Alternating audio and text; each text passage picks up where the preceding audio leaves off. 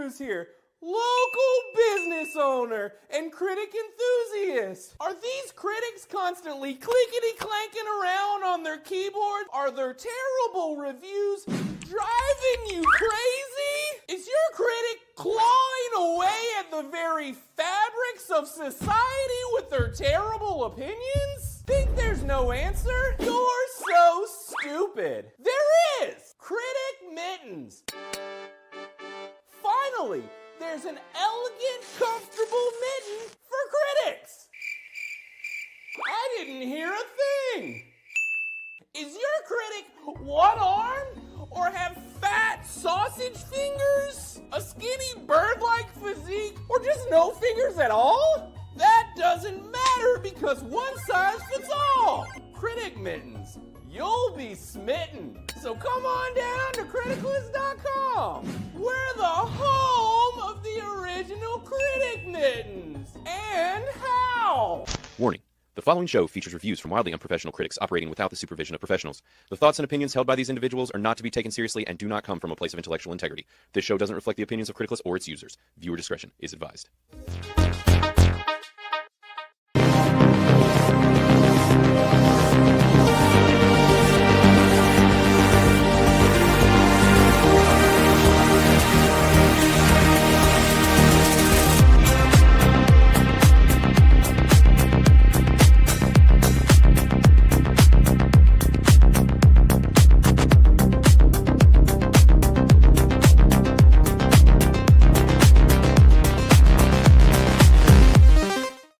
What's up? What's up? What is up, everybody? Hello, and welcome to another episode of Criticless Cast Unhinged. We are back and going to be unhinged as usual. This show is going to be very interesting. We had a special request movie double feature here. We're going to be talking about The Room. We're going to be talking about The Disaster Artist, one of which is notoriously like one of the best, worst movies ever made. And then the other is supposedly a very, very great movie about the best, worst movie ever made. I think that's the best way to sum that up. But today is going to be a little bit different. We're mixing things up because I found this geriatric old man stumbling around outside. I don't even know what happened. And then he made his way into the studio. Ladies and gentlemen, we need to welcome Mr. Mo Zamboni. Where am I? I don't understand what's going on. Where's my soup? Sir, we purchased your Depends before you came in here. I hope you don't wet this chair because Chris will be very upset if you've peed his chair. Too late. But yeah, we've got Mo Zamboni in here with us today. This is a the first IRL Monday hangover meetup. I mean, yeah, boy. We've finally pulled it off. We've been talking about this forever, and Mo didn't stand us up this time. You know, he came in and he's here, and we're happy to have him. No, and I definitely jest. He's got to travel all the way from Fort Mill, which is in South Carolina, which is basically like, I don't even know, coming from the other side of the planet. That's like a whole nother world in South Carolina. Yeah, it is. We actually respect the freedoms of our citizenry, unlike the Northern Carolina. Yeah. I guess, we kind of deserve that. We've gone off the rails up here. So, And then we also have Mr. Matthew Verlack. He's here today as well. What's up, everybody? Thanks for joining today. And I am your humble host, per usual, Criticless Blaine Andrews, whatever you want to call me. Like I said, I'm still getting used to the Criticless Blaine thing. I'm not sure if I'm ever going to get used to that handle. It's kind of weird. Like, yeah, you're dealing with the Mo thing now too. So it's, but that's been my online handle for like ever, for like games and stuff like that. So, but it's still weird when there's nothing like that. And just people call me Mo. I'm like, right. I guess I'm Mo. You're like, who dat? Yeah, who dat? You just own it at that point. You're like, I'm Mo. I'm Mo. That's me. I guess I'm that guy. So, yeah, but we're here. We're ready to talk about The Room, and I'm excited because this is like we're just throwing Mo to the wolves because this is a whole. You aren't used to our setup and how like we keep it pretty tame on Monday Hangover. It doesn't go too hard off the rails. No. And I was talking to Beardo about it, and Beardo was even like, he's like, oh, y'all have like that kind of show. I was like, oh, it's that. Oh, yeah. Which, and for that to come from Beardo is saying something because yes, Beardo has that kind of a show. Yeah, he usually gets about 3 beers in, and then it's like, oh, I gotta go to the bathroom. I gotta pee. It's like fear to break the seal. Yeah, exactly. Which I don't know if, well, you were in chat yesterday for Bro Science, but yesterday he ended up leaving and went to go pee and didn't tell us, and a clip ended running, and the camera came back on and he was gone. Like no one was on camera. That's awesome. And so me and X-Wing messed with him, and we both left so that when he came back, no one was there. Oh, how did I? Oh man, it was pretty good. He just came back. He's like, "Don't sons of bitches." See, here we sneakily Right. leave to go to the bathroom. Right, exactly. The only thing is just if you trip sneaking behind someone else's chair. that is And they totally unplug everything doing it. That is 100% going to happen. Yeah. If I have to leave. So pray that I can hold my faculties with my geriatric. Well, like I said, we've got Yeah. your like Depends in here, so you don't have to worry if you pee in the studio. There's a bottle over there. I was gonna say you might need to get some puppy pads over here. I'm just saying. Well, I mean, they said that The Rock was doing that on the set of that last movie on Red One. He was just peeing in bottles around everybody. So if The Rock Jesus. can do it, you can do it. You know, that's my life motto.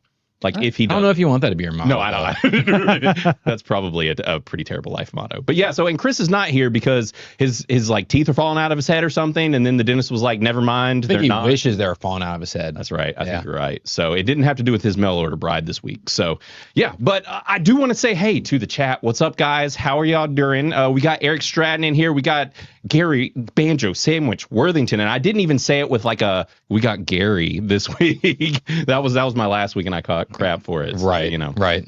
Well, we love Gary. But yes, and everybody, we got My Dixie and Caveat Ties and Beach Dad. And Jared is in here as well. I'm curious to see if some of the other usual suspects will pop in. We got Genius Anus with like one of the best handles. And there are plenty of you guys I'm going to miss in here. The chat's popping off. And we've already got a super. Yeah, the Caveat. twofer. Yeah. So yeah, and he's here to talk crap about your state. So No, he's saying the South is better. Yeah. Wow. That's right. Palmetto, baby. Let's go. right. Yeah, I was about to say you misread that. Right. Wait. I did misread it. I was Further proving the point, by the way. It's kind of true, but it is coming from Caveat, and I need to make when he comments. He has an online persona that we've decided is him, and it's a new meme. We should start popping that up of the little goblin bald man that goes Right, from last week's yes. videos with everybody. Yep. And so that's the thing. You're probably, have I warned you about Culture for Boomers? Do you know what that is? Do you know what's coming? You would think that I would know what that is. You would think. You would think. And that's what I was saying. I'm extra excited about this week because like we have a genuine, at least spiritual boomer here to do Culture with Boomers with. So this is a segment that we run every week. And the whole deal is that, see, I have been called a TikTok kid, which has become the running meme within Criticless, is that they make fun of me because I'm some short attention span TikTok kid. Mm-hmm. And so we decided to create a segment for me to educate all of the olds that shame me for my youthful vibrance. Okay. All right. I like it. I like the message that we're So I was going to warn you. So this is the part when you do have to put on headphones and we will probably roast a lot. But guys, we're going Let to, me get these. yeah, you got it. Those are, fully extended. I know that for that big They dome, might you not know, even fit. Let's see. I struggle with that too. My head is gigantic. Just at the precipice. Oh yeah, I'm the same. So I feel you. All right. Well, we're going to run the thing.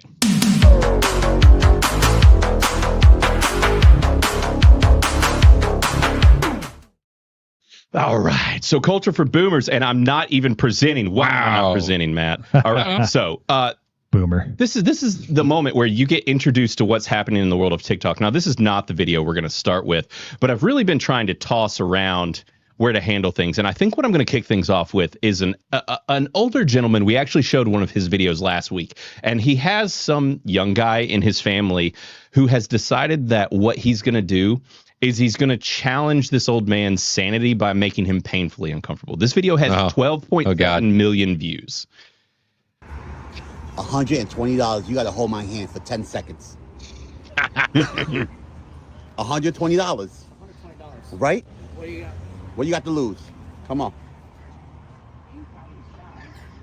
The hesitancy. 1, 2, 3, 4. 5, 6, 7, 8, 9, 9. Oh, the boys. 9. Oh, Dude, so last week, this guy, they had another video blow up where he had to sit there. It was for $40, right? yeah. And he had to sit there while he rubbed his head. And that old man was about to crawl out of his skin. Like, Oh, he was about to fight him. He was just like, I'm Man. gonna fight you if you touch my hair for any bit. Something longer. wrong with this generation, man. I'm telling you. right.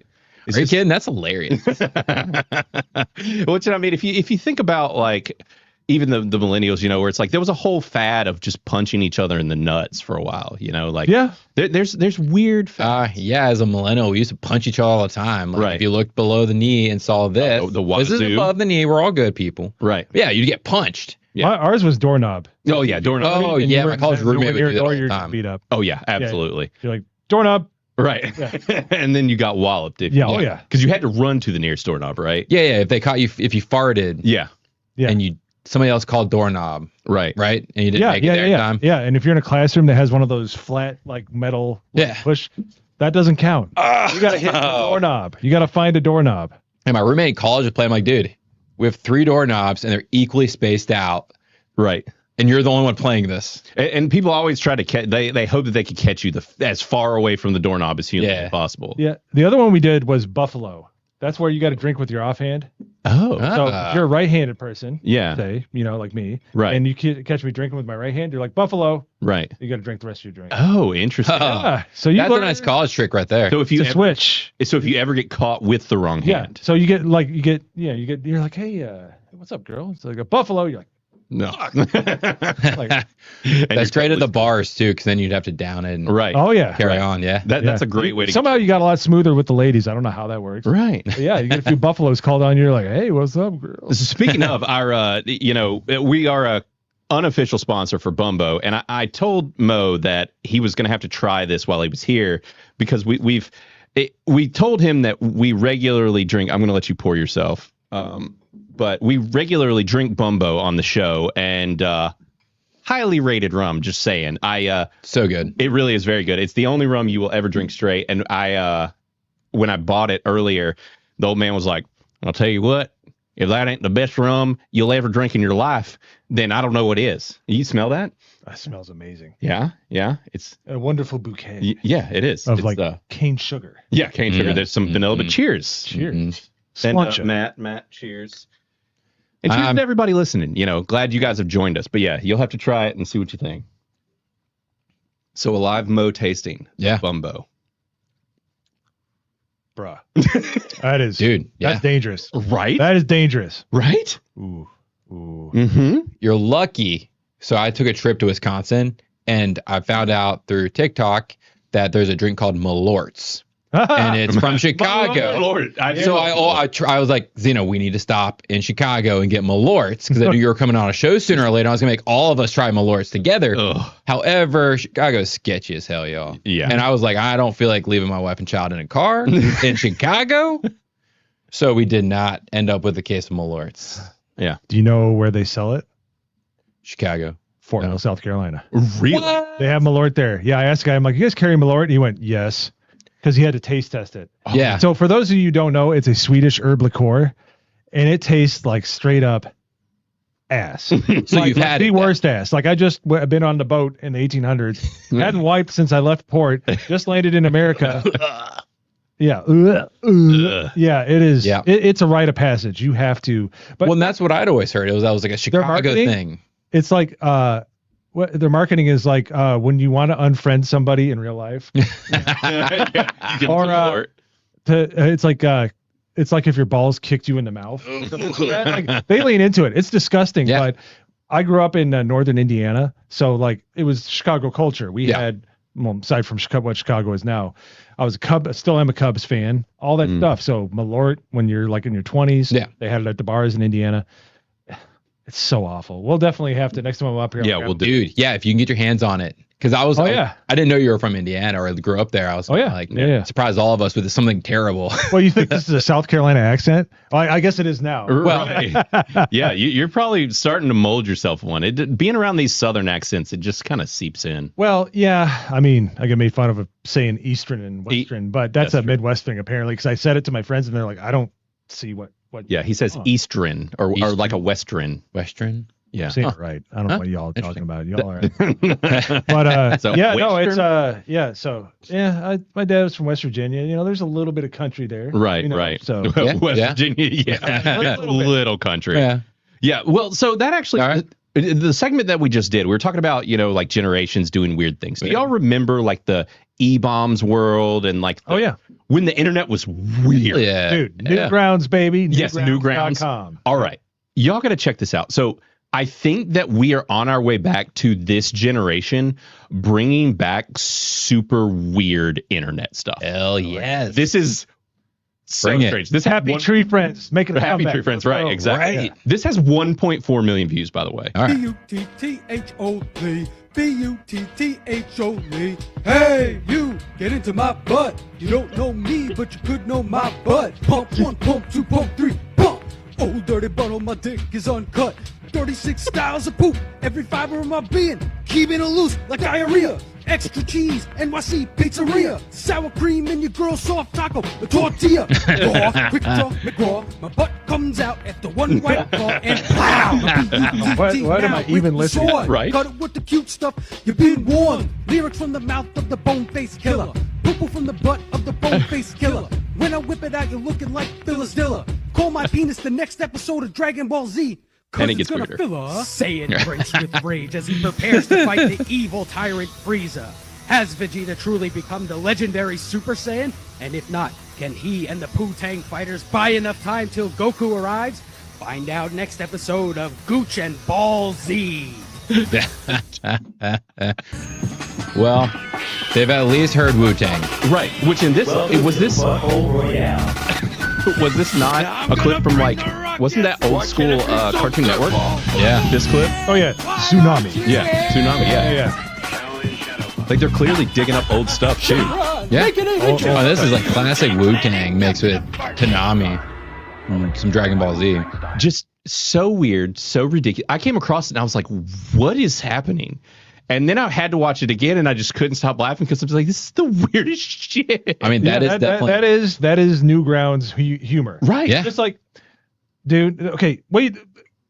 This Gen Z and Gen Alpha thinks they invented brain rot, but no, millennials and Gen Xers, like late Gen Xers, invented the brain rot.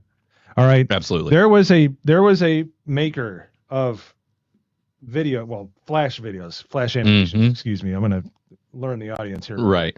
We'll give you some boomer culture. So there was a group called Strawberry Clock, and all they would put up the dumbest videos ever. They had the capital letter B in Times New Roman. That's all it was. over a million views. Right. 2 million views. Honey roasted, a badly MS Paint drawn version of Mr. Peanut going honey roasted peanuts in a loop. It was like 2 million. Yeah. Yeah, right. Yeah, and it was like, and the people would is be in the brain chat. rot. They're like, I worked so hard on this animation and this stupid shit. Yeah. They got more views than me. Right. Like, you all don't know. You think YouTube, all those things are still up on Newgrounds. They transferred them into regular videos so you won't get hacked immediately. Right. So yeah, no, this is.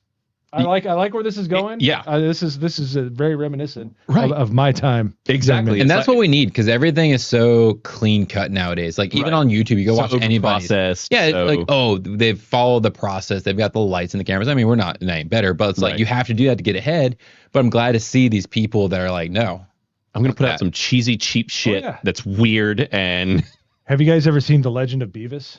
I don't think so. They put what's that? Beavis's voice in the original Adventures of Zelda cartoon.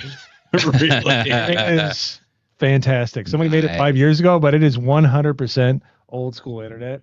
And That's amazing. It's gonna make a comeback, just like everything else, like Nirvana shirts, flannel, Right. all that stuff. It's all coming back. Yeah. I mean, the style right now is like 90s, late 90s style, like early 2000s ish. If they had access to the internet, like the stuff that was on the internet, Right. when in the 90s, I think the kids this day would be all about it. Oh, for sure. It's there. Yeah, right. It's all literally there. They took all of the Flash animations and turned them into videos. Yeah. Yeah. They just have to find it, I guess. Yeah, well, newgrounds.com. Yeah, it's still out there. Yeah, I saw that and I was like, I got to show you guys this because it's going to remind you of the good old days from back Bad then. rapping. Right. Yeah. Right. And he's just like, just keep saying poop and butt over and again. You're just like, what? But so another thing here, I don't know if you guys deal with this. And I see it all the time mentioning him once again, being around Beardo with Bro Science. It's those intrusive thoughts. Like Bro Science is just Beardo's intrusive thoughts. That's the name of the show should be. I agree. You get those intrusive thoughts sometimes and they just, sometimes they come out and you say them, right? Yes, I had that happen on a Fortnite stream. Really? Yeah. I saw a certain combination of colors and I said something that certain people should do off the top of a certain house. Okay. Yeah. Okay. And it just flew out and they're like, whoa. I'm like, oh, sorry. Like, no, well, they were cheating. It was the third time that they got us. And I'm like, right. All right. So my old man brain the primal instinct just said blah. And they're like, I'm like, whoops. Yeah. Didn't mean to say that. Me playing Halo recently with my kids, I instantly switched into early 2000s like Halo, and I was like, get shit on! Get shit on! I'm like teabagging. And they're like, damn it. It's just like, oh no. But yeah, so this guy, he let the intrusive thoughts win. Nice. A little bit of head here would be awesome. I heard you. Oh, Corey, let's be serious. You can say that and it applies anywhere. Right. Right. You can Anywhere in the world. Like, you know what? A little head here'd be nice. That would be nice. Plenty of places to clean off. Yeah. Right. Exactly. Right. You're just nice in this picturesque location. I'm being Right. romantic. Yeah, exactly. Head here would be awesome. He says it so straight. Little head would be great. I heard you. I think I was trying to drop a hint there. Be like, there's nobody else around right now. It'd be great. Should start doing that anytime your wife is like filming something picturesque. Just wait until the end. You'd be like, little head would be nice. It should definitely be like an ongoing meme that people just troll their wives with. It'd be pretty great. That would be pretty amazing. I do something that's kind of similar. I think I already do Gotta that. watch myself. Mhm. So I would, when we first got married, I would whisper, literally sweet nothings into her ear. Now I Right. lean over into her ear sometimes and I'll say stuff like, poopy juice. Like, she's like, "Ugh," like, get off, and like, because yeah. So I would, I'll just say like inappropriate things into her ear. That's great. That's Keep her great. guessing. That's how you do it, guys. Keep them guessing. Right, that's right. And per usual, though, I wanted to pull up last call with Troy. He reminds me every week to tell you guys to hit that like button, hit the subscribe, do the comments, all the likes, the shares, all that stuff helps a whole bunch. And I am terrible at reminding everybody to do it. And also, I don't know if you noticed, Mo. I don't know. I brought this up on Monday Hangover. Do you see our text that is pixel text? I love it. Isn't it also? We don't know why. No idea. We have no idea why. Yeah, We're the special. I think you can change it, but I wouldn't. Oh, It's what actually very like I have a smaller screen than I'm usually used to. I have like Right. a 32-inch screen because I'm old, but I can actually read it just fine. Yeah, it's a weird thing because we don't know why it does it. It'll turn off and on from week to week. We don't know what causes it. I know it's in style, but yeah, it's not like StreamYard's gonna Right. work right every week. Right, Please. right. That's on brand for us anyways, the pixel stuff. So we're like, hey, this is perfect. This is fine. So, all right, keeping on trucking with our culture for boomers here. Speaking of, we were talking about shitting your pants. I think that everyone should do this when they get in and out of an Uber. All right, have a good one. All right, boss, you take it easy on that. Thanks.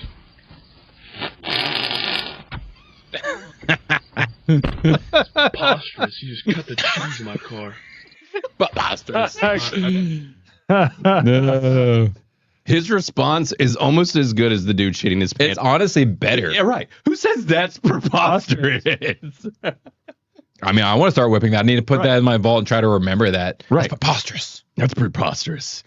Yes, I of course, if I tried to pull that, I would lose my deposit and I'd Right. be on the black or the brown list. Right. But yeah, Yeah, exactly. The brown list. Yeah. I'd bend over and it would just be like, oh, I'd be arrested for assault. It would not end well. Right, exactly. Yeah. So this guy racked up some views. This is wild. Can't believe he did this at his graduation. He wants to become a music teacher in the Newark Public Schools.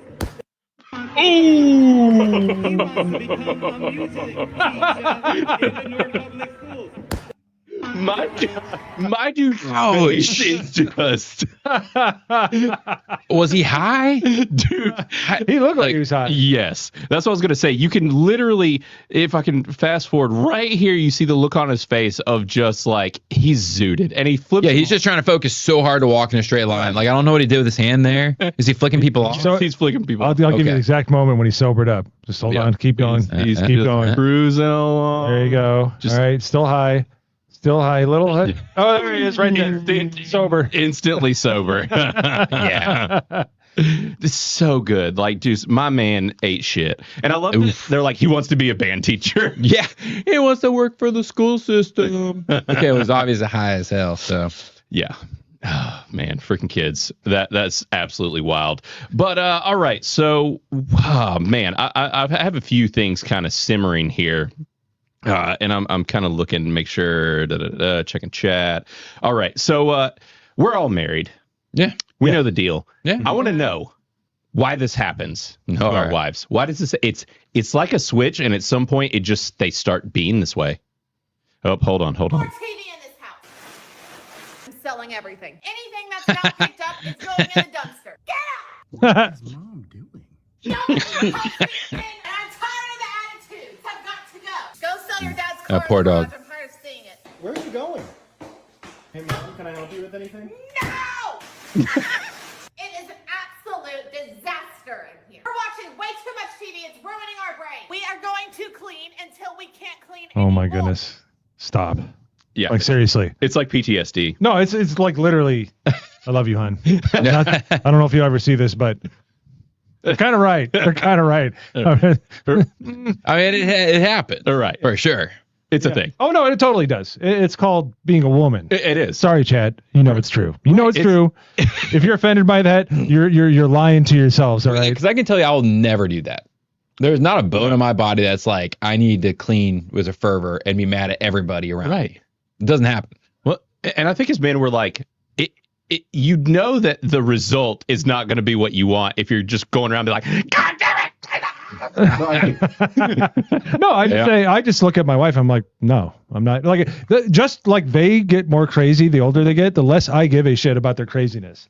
Well, because you That's eventually learn right that here. it'll like go away. 20 years. Yes, you got to like, by the immortal Patrice O'Neill. Yeah. Talia, you don't put up with it. Right. I hate to say it. I hate to be, I'm not Hey. like, I'm not Andrew Tate. This is just a married man just trying to drop some knowledge on all you youngins. All right. All right. I'm just saying that's how it is. Like, and sooner or later she'll just do it. And you're like, yeah, I'm not, I'll be back in a little bit. Or something. Right. But you end up still doing it, but you can't just do it right there when they're yelling at you. Right. Yeah, No. so. No. You're giving in at that point. So, but it is funny because it's just, it happens, it's just, I guess it's just between the kids and the obnoxious men, we send them over the edge and then just something happens. Well, Nora, I think it also just that builds up. And it's something they see it and they know they're like, maybe we should just put this away. Right. Maybe we should just clean this up real quick. Something that's a simple task, like, oh, I'll put the shirt over here, put it away. And instead nobody does it. Right. And then and they're waiting everyone for thinks you to do about it. But you don't know that they want you to do it. Right. Last night I had one leg going into I had out of the shower going into the shower. She's like, "You gonna pick that up?" I'm like, "I'm butt ass Not naked, right now. about ready to clean up." I'm like, I can do it after I'm done. It's Right. fine. Yeah. Right. And I had put it in the hamper for the past 3 months without they. Okay, here you go. Boomer culture. Boomer Yeah. advice. They always keep score. Yes. Every time. Oh, absolutely. Oh, They yeah. should all be scorekeepers, like professionally in every sport, because sure. they'll remember the last time you fucked up Oh, yeah. and they'll hold it against you. Yeah. It's a skill. It is an absolute skill. So that's I think that's it for our culture for boomers. Now the interesting thing is our news segment is not really news and it ties into culture for boomers. Ooh. Part of it is that I want to get these headphones off because my head is hot. But this is a dual, because there's not a lot happening in the news right now. Yeah. But there is a slight bit of news that went very viral. Now it's connected to this video with this woman right here, and it has kind of spread, and this is wild, and I'm interested to see if Mo is even aware of any of this stuff. So, all right, Matt, you want to go ahead, or are you near where you can run the bumper, buddy? No. Or should I? You. I will do it. Said Here you we were go. All right. There we go. Yeah, you can take your headset off, Mo. Oh, thank yeah. goodness. Yeah, you can stop sweating. Oh. And we are going to quit presenting that. But I hope that everyone watching has been fully educated. You're feeling, refreshed in culture, and you got a better idea of what's going on in the world. Yeah. So, which there is an interesting thing I was going to share, but time wise, we might do it another week. But it's basically about how they've split up millennials into multiple brackets. And people are really starting to notice it as to how the millennial age bracket is so segmented. Oh yeah, and Gen X is as well. Now, you're technically Gen X, right? I am Gen X, but just mainly barely? because I mean, there's a crossover. They call it the lucky generation. They're the ones that grew up in the late 70s, born in the late 70s, very early 80s. They grew up with a non-internet thing, and they understood how important it was. They got it young in their life. But the way I was raised was Gen X, and I was born in 1980, so I'm a Gen Xer. Right. Yeah. My sister is a millennial. We'll just very different. Yeah, very different. And that's kind of similar, like with me and my sisters, where my sisters are 7 and 5 years younger than me, and they're like on the tail end of millennial, and so it's kind of a similar thing. Like they're post millennial. Yeah, right? You're right. Because that's kind of what these people are kind of been talking about a lot lately, which is that like how fragmented the millennials are, because there's a chunk of us like me who were born in the 80s still, where we're the elder millennials. Well, yeah. Well, the reason is because no internet. Internet sped up the changes, and all the same kind of slowed them down. Like music just fell off a cliff, but like changes in tastes and fashion and stuff just went like really quick because it started spreading a lot quicker. Instead of being a natural phenomenon that kind of got spread slowly, it just went boom, and then it just kind of like it sped up. So it makes sense that you're going to segment. Right. In that kind of environment. Oh, for sure. It did. And it changed things a lot. Speaking of, I was just going to pull this up for you, Mo. Jared is throwing out compliments here. He said you look 35 tops. So are you sure? These things right here kind of sell. Yeah. Hey, dude, I deal with it too. It's a struggle. The struggle is real for sure. Nope. I'm just well pickled, guys. Right. Exactly. Got to preserve nice. Exactly. So the piece of news here that I want to talk about, and I think that this is something that I actually need to present. This is going to get kind of crazy because I'm going to present my whole screen, which is going to get really crazy, and y'all are going to see what we see for a split second. And I apologize, but it's going to get real crazy here, and you're going to see a bunch of staring into the abyss. Look at that. That's crazy. So, all right, what am I looking for here? Okay, this is what I'm looking for. All right, there is a man named Vincent Gallo. Now, I don't know if either of you guys have heard of this man. I never had. Negatory. He is an actor. Do you know this guy? I know Vincent Gallo, yeah. You do? Okay, well, I had a feeling that you were going to say that. And it was part of why I decided to also do this news segment, because it is wild and it has gone viral. So this is Vincent Gallo. This is the guy. He's done quite a few films over the years and been around for a bit. He's kind of a bit player, not necessarily like leading man type of actor normally, but has just been in stuff. And now there was a very controversial film that he did called Brown Bunny, which we will talk about, which connects to all of this crazy stuff. But basically what has happened is people have dug up Vincent Gallo's website. And this has led them down an insane rabbit hole. Whoa. Okay, so if you see, there's a merchandise here with a little heart, which is little pink heart. Now, they're all hearts, but there's a little pink heart. Now, this is clearly an old site. You can tell it's like maybe a WordPress site, like very old. So next screen here is on his merchandise. Now, you have to know where to go once you go into here. So this is the merchandise page with him grabbing his genitalia there. While wearing like a sailor outfit, which is interesting, right? Okay, but you dig deeper. Things get a little more wild.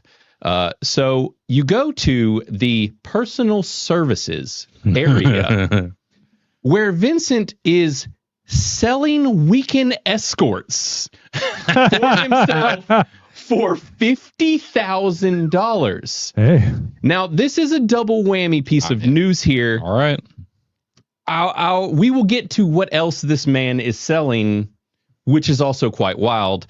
Now, I don't want to. There's a lot here that he's written, but he is legitimately selling escort services in the public here, which is wild. So, first question is, how many of these has he sold, if any?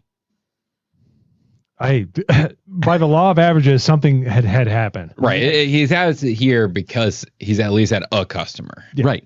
So he starts off this opening paragraph basically talking about how when he was young, he fell in love with young actresses, daydreaming, imagining things, sexy things. Okay. He's a guy. We got it. Right. Yeah. What guy doesn't do that, right? And he references somebody named Tuesday Weld and Charlotte Rampling. I don't know who either of these people are, but he references them. And then he talks about doing starting to do films and getting to meet these sexy ladies in cinema, right? So then he's like, this is all the things that I have been in, Buffalo 66 and Brown Bunny. And he says, for the modest fee of $50,000 plus expenses, I can fulfill the wish, dream, or fantasy of any naturally born female. I love that line there. Any naturally born female. That's a fair thing to put in. I was good. Yeah. Yeah. The fee covers one evening with Vincent Gallo. It refers to himself in third person, or first person, should I say? Or third person? Third person. Third person. And it says, for those who wish to enjoy my company for a weekend, the fee is increased to a mere $100,000. Hey, is that Friday, Saturday, Sunday, or Saturday, Sunday? Right. We need to know. Because that could be a really good discount. You can get 3 nights for the price of 2. Right. Yeah. I mean, that's like some Harris Teeter bullshit. But yeah. It's like, do I want 3 nights with this guy? Grocery store. Sorry. Right. Exactly. Local, but yeah. So this is when it gets really great. So he breaks that down and then he says, heavyset, older, redheads, and even black chicks can have me if they can pay the bill. That doesn't sound like an exception. What? That sounds like a preference. Yeah. Right, that sounds like a preference. It's a weird thing to call that out. Be like, yes, this subgroup Yes. is still valid. I will still, you can be a heavy-set, but, hey. Yeah, whether you don't have a soul or whether you sing it. Right. I'm Exactly. Yeah. And so he keeps going here, and he goes, as long as they can pay the bill. And he says, no real female will be refused. However, I highly frown upon any male having even the slightest momentary thought or wish that they could ever become my client. Yes. All right. Don't worry, bro. You're safe. No way, Jose, is what he says. However, female couples of the lesbian persuasion can enjoy Vincent Gallo evening together for $100,000. He can at least give a discount for lesbians. Yeah. He's charging lesbians more. I'd be like, Hey, he's just like, yeah, why not double down? this is normally $50,000. Lesbians, $25,000. As long as you're both hot, I mean, now listen. I mean, Well, like making out with lesbian, doing a threesome with lesbians. It's like the Pine Car Derby. You just give it a little push, Right. and you don't even have to do that much. It just goes. Right. It just you goes. just hang out for the most part. Right. And then he follows. I love it. He goes, $200,000 buys the Lesbos. Literally, Right. it literally says that $200 buys the Lesbos a weekend. Wow. Who's his copywriter? Oh, He needs to- himself, without a He doubt. has to be. Without a doubt. This is poetry. Oh, it's absolutely lovely. I'm willing to travel worldwide to accommodate clients. However, travel days are billed at $50,000 per, plus all premium flight fees. I mean, this must be working out for him somehow. This is well thought out. Scanning for STDs is required, as is bathing, grooming prior to our encounter. Come on, 50,000. I'm coming in with some. Yeah. Right. Yeah. But- Yeah. Yeah. Yeah. And, detailed photos of potential clients also required prior. Okay. he accepts Hold certain on. things. There it is. Yeah. That's the real payoff. He just Yeah. he's just trying to amass like a nice little hard Bank, drive. bank. Of, yeah. Yeah. Right. Yeah. Right. But then he says an extra fee for security to protect me is charged on top of the fantasy fee. Wow. It just keeps adding up. You're a minimum like 50 plus whatever his I feel like I'm security closing fee on a is. house listening to this fucking guy. Like, this is more and more fees. I'm like, all right. Or buying a brand new It's car. like lunch must be Like, do you want the provided. warranty? I'm like, no. I'm not shaving my crotch. Let's fucking go. Right. Exactly. Yeah. I was just like, oh my God, this is so wild. And the fact that it's like, who found this? Who dug this up? Who found Right. this on the internet? Who was like Look at rummaging around this guy's website? I mean, it is a wild website. I can see why somebody would be like, yes, I'm going to like poke around in here because Right. it's pretty crazy looking. Now, this last paragraph might have been what incited this, which he says, potential clients are advised to screen the controversial scene from the brown bunny to be sure for themselves that they can fully accommodate all of me. He literally is saying, you need to watch the scene of this movie to see if you can take this dick. That's what he says. That is wild. And clients who have doubt may want to test themselves with an unusually thick and large prosthetic prior to meeting me. Wow. You may be surprised just how much you can handle. Jesus. And how good it feels. And how good it feels. This guy is the hubris. Wild. Yeah.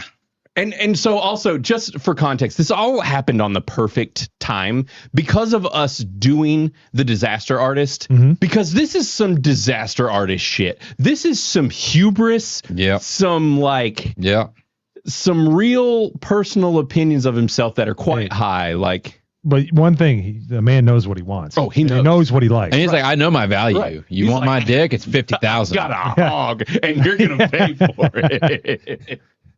Like, absolutely wild. So obviously this caused me to research, and I did some digging, and Brown Bunny, it turns out, was actually quite controversial. There were like 4 leading ladies attached that kept dipping, 3 or 4, really, like Cameron Diaz and like other people that were signed on to do this movie with him, and then they kept getting on set and dipping because they found out what the movie would entail, and it was because he was requiring live unfiltered sex scenes with the actresses. Oh, shit. Yes.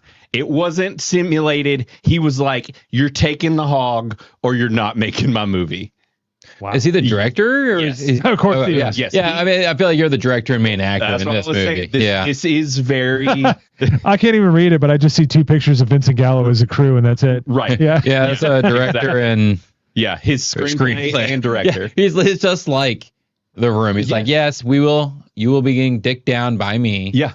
So apparently this scene is the notorious scene he's talking about. Oh, wait. Was this was a real, like, actually... This is a real movie. Wait, no. But I think they filmed, they showed this at the... at like Cannes or something. And it was the most panned film. Like they walked out or Yes. something like that. This was that film. Okay. Yes, I've heard of this film. Yeah, like it's the final scene is like real...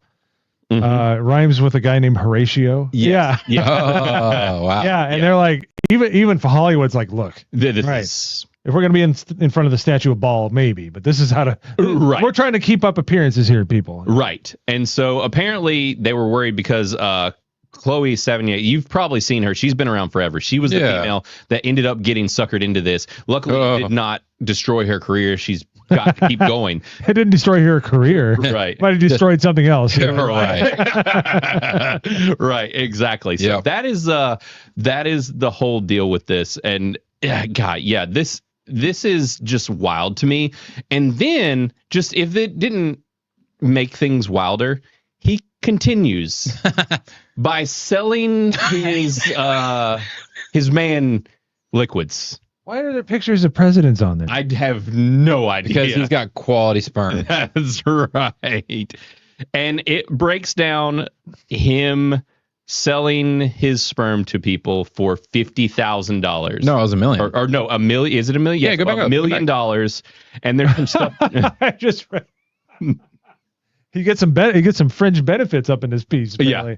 Yeah. I don't know if you want to read that, but maybe we can drop the link in the chat. Well, we can definitely put the link. Are you enterprising people that have $50,000 or more dollars? Yes. Anybody who's curious or wants to read this in depth. It's wild. So yeah, he has a type. He's literally like, if they have naturally blonde hair and blue eyes, I will. I mean, if you're selling yourself like that and you are asking for a price, would you not be like, these are my preferences? I mean, you can just say though, like, these are my preferences. I'll take anything. Like he did. He literally says blue I'm just gonna say it might be the rum talk. Probably not. I haven't had that much. But I mean, you can charge $1 million for sperm, or you can give it to the bath drain for free. Mm-hmm. You know, it's like, obviously, come on now, going somewhere. Yeah, going somewhere. Yeah. Well, and the interesting thing is, it's like with his requirements, and you look at Sydney, who was in this film, kind of meets the requirements of the blonde hair, blue eyes. He was very particular about who he cast for his film. This whole thing is wild and really crazy, and just the fact that someone dug it up, freaking nuts, and all of it just wild. So yeah, that's that little piece of news update. I just really want to know how many times people have engaged these services. Right. Any of the services. I just want a number. I want to be like, how many times has somebody spent a weekend or a night with you? Right. Exactly.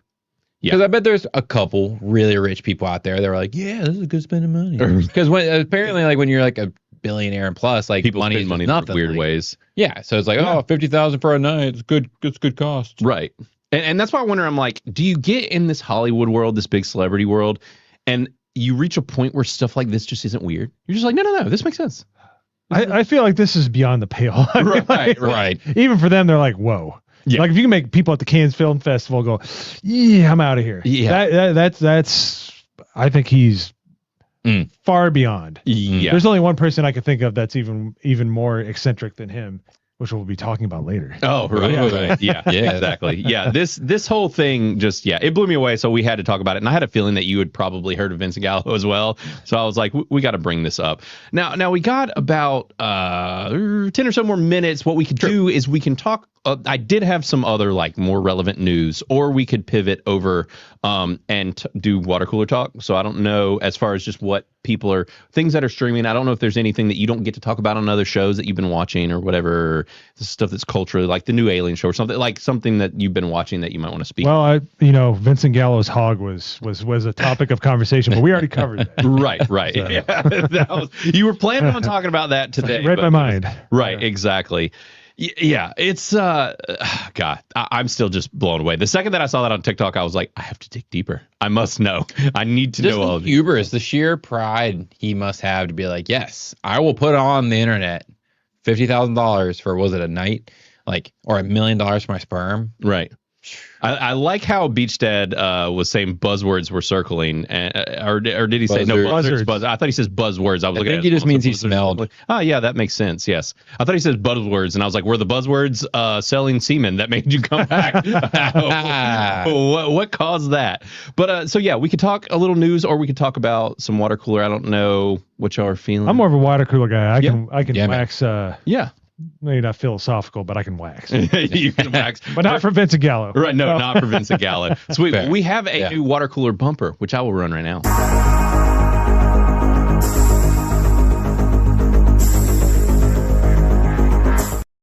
Syrup in a good way. Yeah, it is the best rum. It is. It's very smooth. I feel good. Hi. You're back. Yeah, the bumpers are only 10 seconds. I know we've kept the bumpers short, but yes, this rum is Chris and I have on, and Matt typically doesn't drink the bumbo. I don't know why. You don't. I end up drinking coffee. Right. Oh, that's right. And rum is what I normally drink, but I don't mix. That's too good for a mixer. Right. So I just mix Captain Morgan's. Right. So I literally, there's one time where I'm like, because the Carolinas are just the Soviet Union as far as alcohol. So I was literally like, man, I want to have a drink. I'm tired.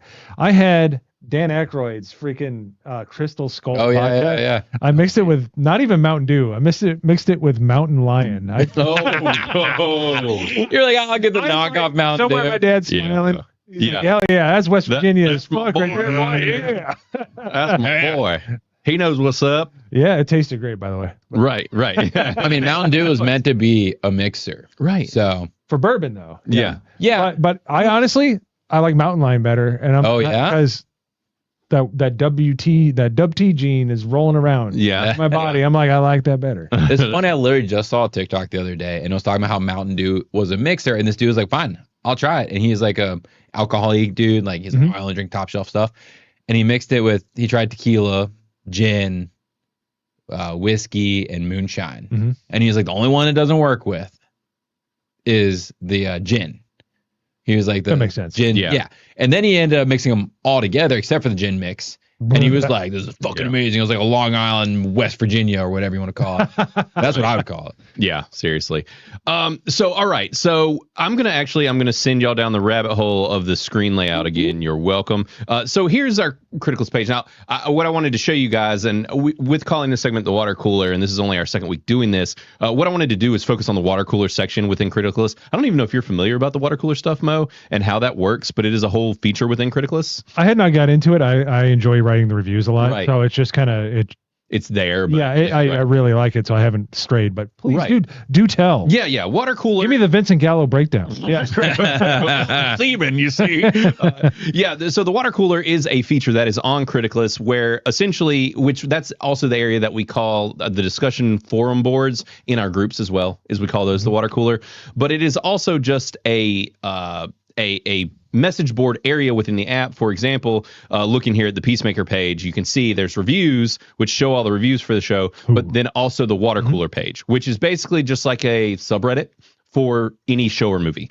So you can always scroll over to this tab and people will be chatting in there. And then you have the list tab as well, which shows any list that this particular piece of entertainment was featured in. Right. So this is a feature that is good to know that we have. But what I wanted to start doing was focus on things that people are talking about in the water cooler, where they're just chatting about, but not necessarily reviewing. So one thing I did want to touch on and talk about, and Bookstore Thor has brought it up here in the water cooler, and so has Banjo, is this Terminal List Dark Wolf. Do y'all know what this is? Have y'all heard about this? This is the prequel. Yeah. With, Taylor Kitsch. Yeah. Right. Yeah. Yeah. Yeah. And so from what I heard, I think that this actually started today, if I'm not Yeah, mistaken. I know it just started. I got the ad on Amazon. It's like first episode. Right. And so this is a prequel, as Mo mentioned, to Terminal List. Did you watch Terminal List? I haven't watched it yet. Really? Yeah. Whoa. Yeah. I know. I'm behind on Right. Yeah. I've heard it's good though. It is excellent. Yeah, I'm it's serious. really good. Highly It's a really recommend good it. action. And if you see, Sure. Chris Pratt is executive producer on this. He was the star of the Terminal List. Everybody was a little skeptical because it was him in this military role. He hadn't done anything quite in this lane.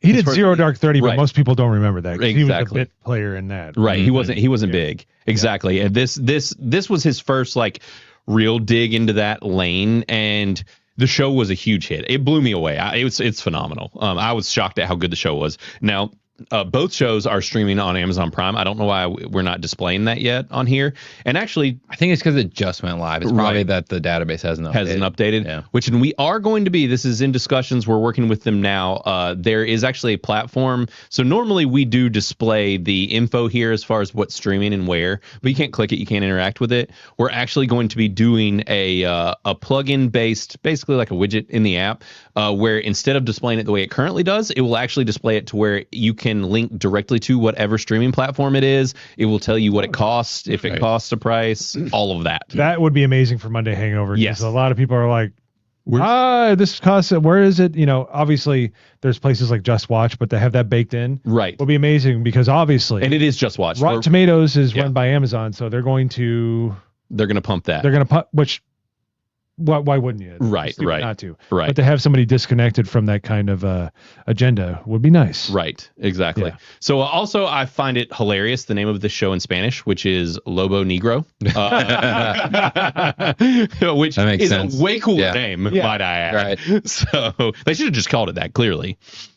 But so basically, it sounds like Bookstore Authority said he watched the first episode this morning. He might actually be in the chat as well, and said it looks like the rest of the series will be very different, but we already know this is a tragedy. Not sure I can really get invested. So I don't want to get too much into spoilers, but that is an interesting component to this being a prequel, is that this character was introduced in the other show.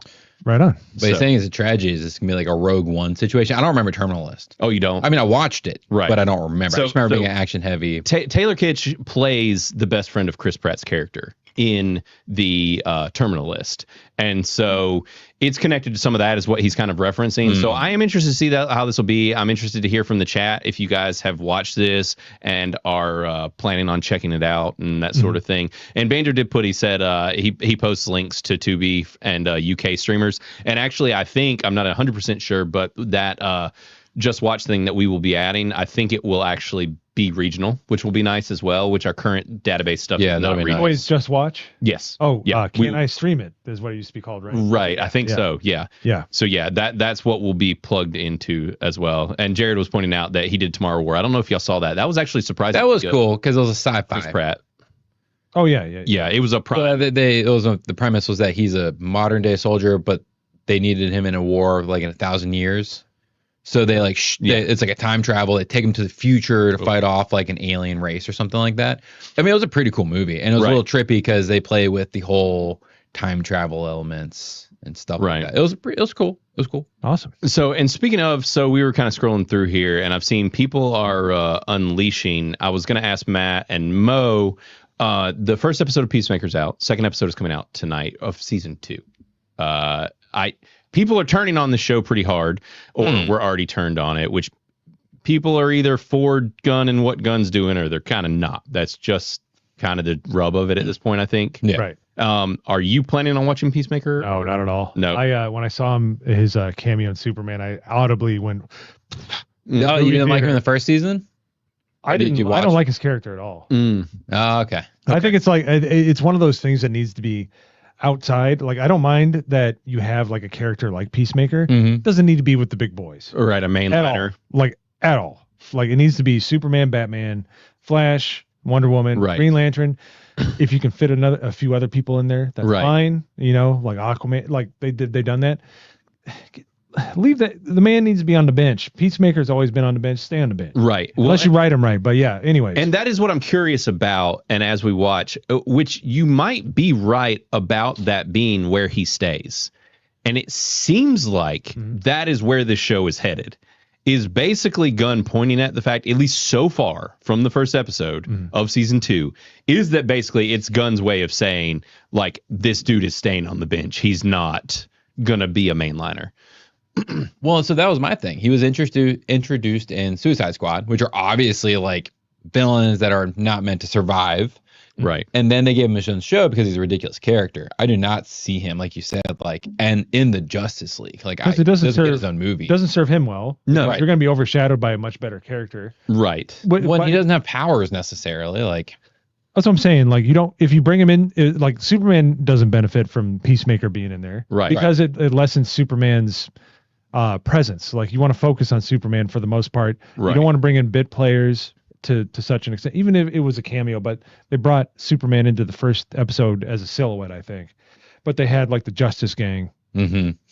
and stuff like that. But what I'm saying is it's like, leave them in separate lanes. Let them exist separately. Right. The only time that they ever done anything like that in any comic book movie was in Infinity War with, with the Guardians of the Galaxy. Right. But they wove it in slowly. Right.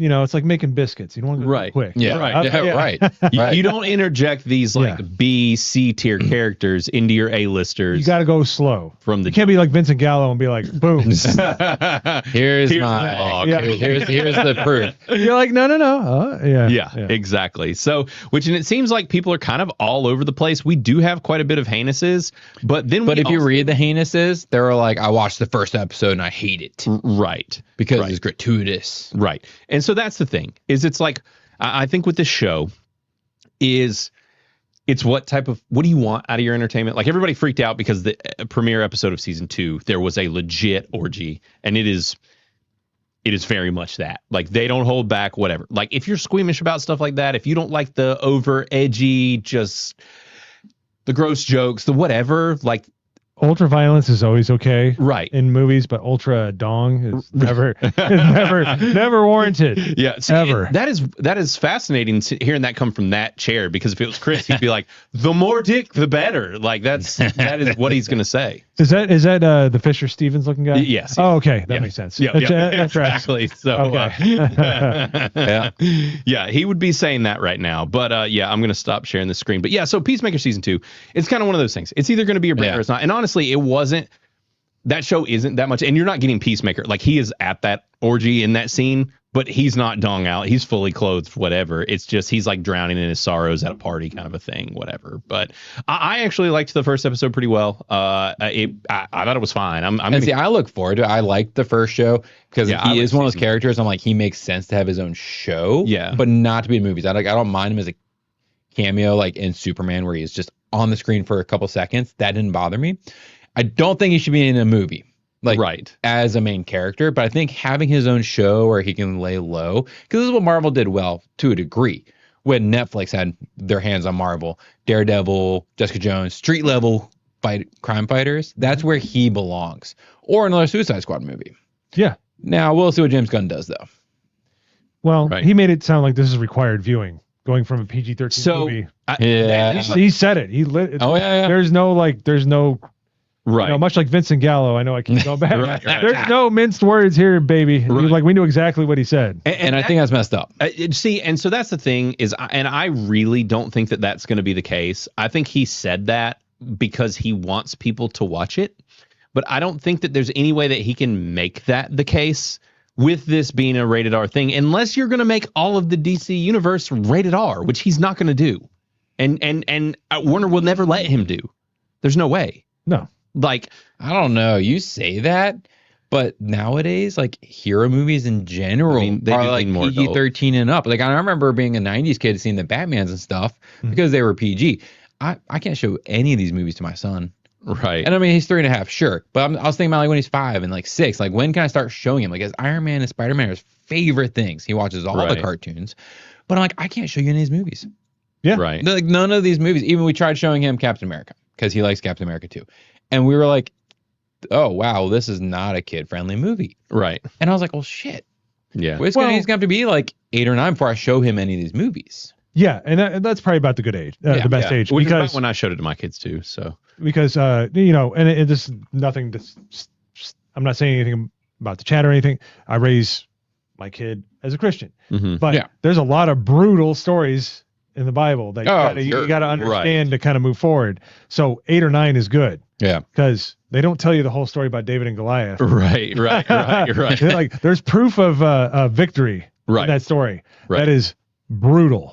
But you know, so it's like once they're kind of in tune with that, it's like okay, I think violence in not ultra gore or anything like that is okay to talk about. Right. To introduce to a kid, because you know what, if you're raising a man, you know, that's kind of what you want to get him on board with, with testosterone and being freaking masculine. All right. Right. I'm sorry. I watched freaking Commando and Rambo and Predator by the time I was 10. Right. All right. There's something to say about that. Yeah. I remember my parents showed up with RoboCop, but they let me pick it out because I was like, oh, look, a robot. Right. On a VHS. And I like brought it home and I watched RoboCop and I was under 8.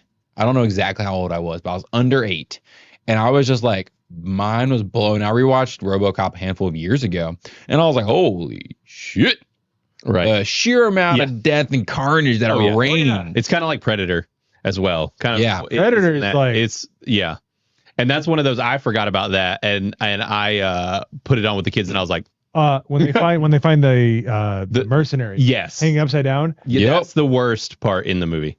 That's what you look at. That's what you look like without your skin on, kids. Yeah. You're welcome. And it looks right. Like, but it's such a good movie. It is. It's so great. It is so manly. But yes, it is. So it's going to be one of those things. It's going to be controversial. I don't think it's going to be required viewing. I know that he said that. I really don't think it is. I think it's just he's trying to draw people into watching. He just bloviates and talks shit way too much. Yeah, I know. Shut up. He needs an agent or somebody that's like, stop. So yes, don't say this. Quiet. That was literally, we had a segment last week talking about that specifically because he had came out because he's doing so much press, and he made some comment about how he had initially planned on the villains in Peacemaker being a bunch of white supremacists, and he didn't. But I'm just like, don't say it. You didn't put it in there. You know that this is going to make people just be like, why are we doing more of this crap and stuff? What's the need? Like, why? Yeah. To like, there's ways to be edgy and to kind of get things across, and but it's like hot sauce or any other kind of spice. You want to use it sparingly. Right. You use it too much, it becomes overbearing and it's Yes. not enjoyable. Right. All right. And that's the problem is like, you're like, whoa, this person got messed up, or Right. whoa, like, like the Joker falling off the building in 89 was like, holy crap. Right. Like, and they show him like busted on the ground. They showed everybody getting busted. Right, We yeah. saw a bunch of henchmen Right. get destroyed. We saw Jack Palance kind of get shot, Right. but watching the Joker get wrecked, there is a special reverence set for that certain event. And Mhm. James Gunn is just like, he's just broke the bottle, Yep. broke the top off the Tabasco sauce and just pouring it all over the chicken. It's like, Yeah. stop. Yeah. Yeah. Like, Yeah, Like, yeah. I no. don't know what he's cooking with right now, but No. he's definitely trying to. I think it's definitely more high-end PG-13, low R with most of his really, stuff. yeah, For sure. Yeah. So we'll see if he gets it back together, if he continues to just decide to lean into his edgelord nature with his brand, which, and if that's what he does and he finds an audience for him, great, I guess. But like, there's just a lot of people that aren't happy with some of the stuff he's doing. And there's the people that really disliked Superman and whatever. And so it's like people are super split on that movie. So, Yeah. Yeah, I liked it when I saw it. And then as your brain does, if you like movies, especially if you want to review them, Right. you start breaking it down Mhm. almost involuntarily. Right. Your brain goes, that doesn't make any sense. Right. I didn't like that part. Right. That seemed out of place. The dog was in there too much. Right. Right. Because you try to like accept the director's vision when he makes this, Right. and try to go with it and have as much fun as you can. Because you want to escape. Right. Right. You go to a movie theater so you can get out of your life for 2 hours. Right. Right. What's the point in going if you're planning on hating Yeah. something? Just Well, don't- which the first movie that ever did that to me was Alien Resurrection in 1997. Right. I was like, I don't like this movie, and I'm thinking about it, and I'm not escaping. I'm not Right. liking the movie. This is not fun. Yeah, but it was because it was so like just ADD. In Superman 2025, it kind of was a fun ride, but at the end you're like, you know what? It was a lot of filler. Didn't really like it. Right. It was like, but I just don't think James Gunn's the right guy to run something. He's somebody that works under somebody really well, but doesn't work over anybody. As the top dog. And that is going to be the interesting thing to watch, is to see if he stays in that position, to see if he keeps putting himself in charge of directing everything, like what level of control he's willing to relinquish. All that stuff is going to be very fascinating to watch. And we're either going to watch him make this brand thrive or absolutely torpedo. I'm very bearish. Yeah. To use a financial term, I do not like the way he's trending at all. Right. Right. And you're not the only one. He's not telling the truth. Right. Whether it's for better or worse, he's fibbing, which means I can't trust him. Right. And the end product is mediocre. Even if you liked it, it's not going to be a winner. Right. Like, it's not going to be like an all-timer. I'm not looking for a classic. Right. But he could have done better than that. Superman wasn't Like, what it really. needed to be, regardless. He had a of slam where- dunk, and it hit it off the back iron and went out of bounds. Right. So, which, I mean, granted, both of us, after seeing it the second time, we actually did like it more, where I liked it less the first time, liked it more the second time. But it was because I knew what I was getting into, and I had lowered those expectations. Yeah, like that's really what it came down to. My second viewing last week. Yeah. Right. Yeah. Like, and that's the thing, is you're either willing to do that or you're not. Right. Yeah, you just kind of like, all right, well, this isn't exactly what I expected, but I enjoyed it more on the second viewing. Right. Or I guess you liked it less on your second viewing. You haven't seen it a second time, right? You just no, I haven't been thinking but on it. Yeah. It's just, and I might like it, but yeah, it's just like, just like, Right. I went to this restaurant. I was expecting more. Right. But you know what to expect the next time. So Right. you're like, all right. It's better. This is a little undercooked. Didn't really like this. Sorry, I accepted it. Yeah. I'm laughing at Chad. Elk Heavy dancing. Where did handsome Matt being come rude. from? Just being rude. Oh, man, savage. I love it. Wow. I love it. I love it. Yeah, he's just, Mo's got that longer beard going, which most of that salt and pepper. He's got that extra 10 years on Matt. Yeah, I'm starting to actually have a couple grays. I found a couple in my beard the other day. I'm really happy actually, because right here, I had like a full stripe, but the other one's coming in, so I'm getting the Morgan Freeman. That's what I You're gonna have wanted. that nice I distinguished. wanted the Morgan Freeman beard, man. I Right. didn't want to have that crazy freaking Cornell West freaking I'm off my rocker beard. Right. Exactly. No, I don't blame you. Well, guys, I think we need to talk Let's about what do it. everybody came here to talk about. What do you think? We dig into these movies? Let's do it. Sick. Let's All right. go. Let's run we'll run both bumpers because we gotta.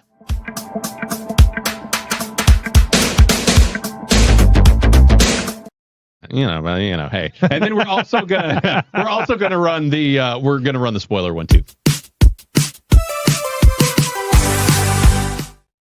Because it's going to be both, guys. Both these movies are older. The Room, it came out in 2003. This movie is old now, and so are we. You know, it's so old that it's actually in the archives. You mentioned like you couldn't find it free anywhere. Right. It's free on the archives. Really? Yeah, the Nation archives. It is buried in YouTube. You can find it in YouTube. Oh, yeah, that's where I was. Yeah. It takes a little while. Yeah. And so we have had you guys come in and review The Room, as I've kind of mentioned that we were going to be talking about it. But The Room was hard to watch, so I don't blame you if you didn't find it or you didn't want to watch it via like some jank YouTube stream. I watched it with like Spanish subtitles or something weird. So, it's like whatever. You watch it how you can see it. But then we're also going to be talking about The Disaster Artist. And if you're not familiar with The Disaster Artist, it came out in 2017.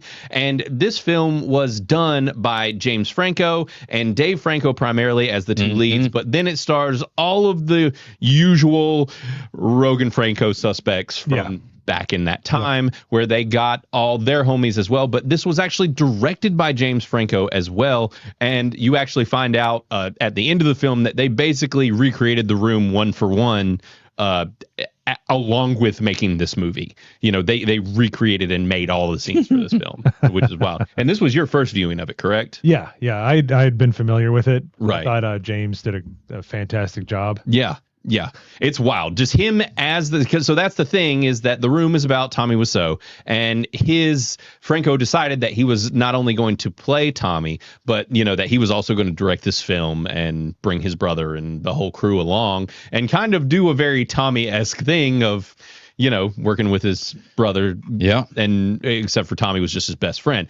But if you're not familiar with The Room, the whole deal with The Room was that, like I mentioned at the start of the show, it's considered to be the worst movie ever made or something along those lines. It is literally by professors of cinema have called it a masterclass in horrible filmmaking. Right. it has all the hallmarks of a horrible movie. Yeah. But it does it so well. Because that is the fascinating thing about The Room, and what people do tend to love about it is that there's kind of different types of trash films, terrible films, but that it's a magical terrible film where it's like that dumpster fire that you can't look away from.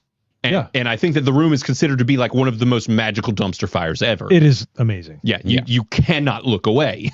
And it fails on every level, but yet somehow succeeds from those failures. Right. Absolutely. And so Matt was like me, and I've actually seen many of you with the reviews and conversations about this movie, is that many people had never seen The Room and did not even know about it until The Disaster Artist came out. And most people that I have known have seen The Disaster Artist and never actually seen The Room. That's crazy. That's me. Yeah. My generation knows about The Room. Right. We were born in it, molded by it. Right. And I literally, until this film came out, I had never even heard of it. Even being big into film and all that stuff, for whatever reason, it just completely escaped me.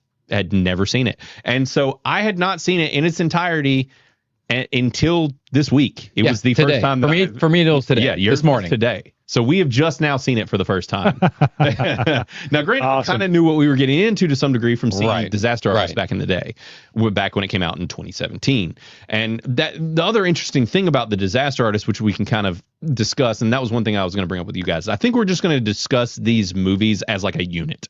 They're inseparable. Right. Yeah. Well, but I don't know. I feel like, to be fair to each movie, we need to talk about each one at least lightly on their own. For sure. Before we dive into each. Because honestly, if you look at The Room by itself, it's a terrible movie. Right. Oh, absolutely. But if you watch it, because I literally watched them back to back today. Okay. So I watched The Room, and then I turned around and watched Disaster Artist.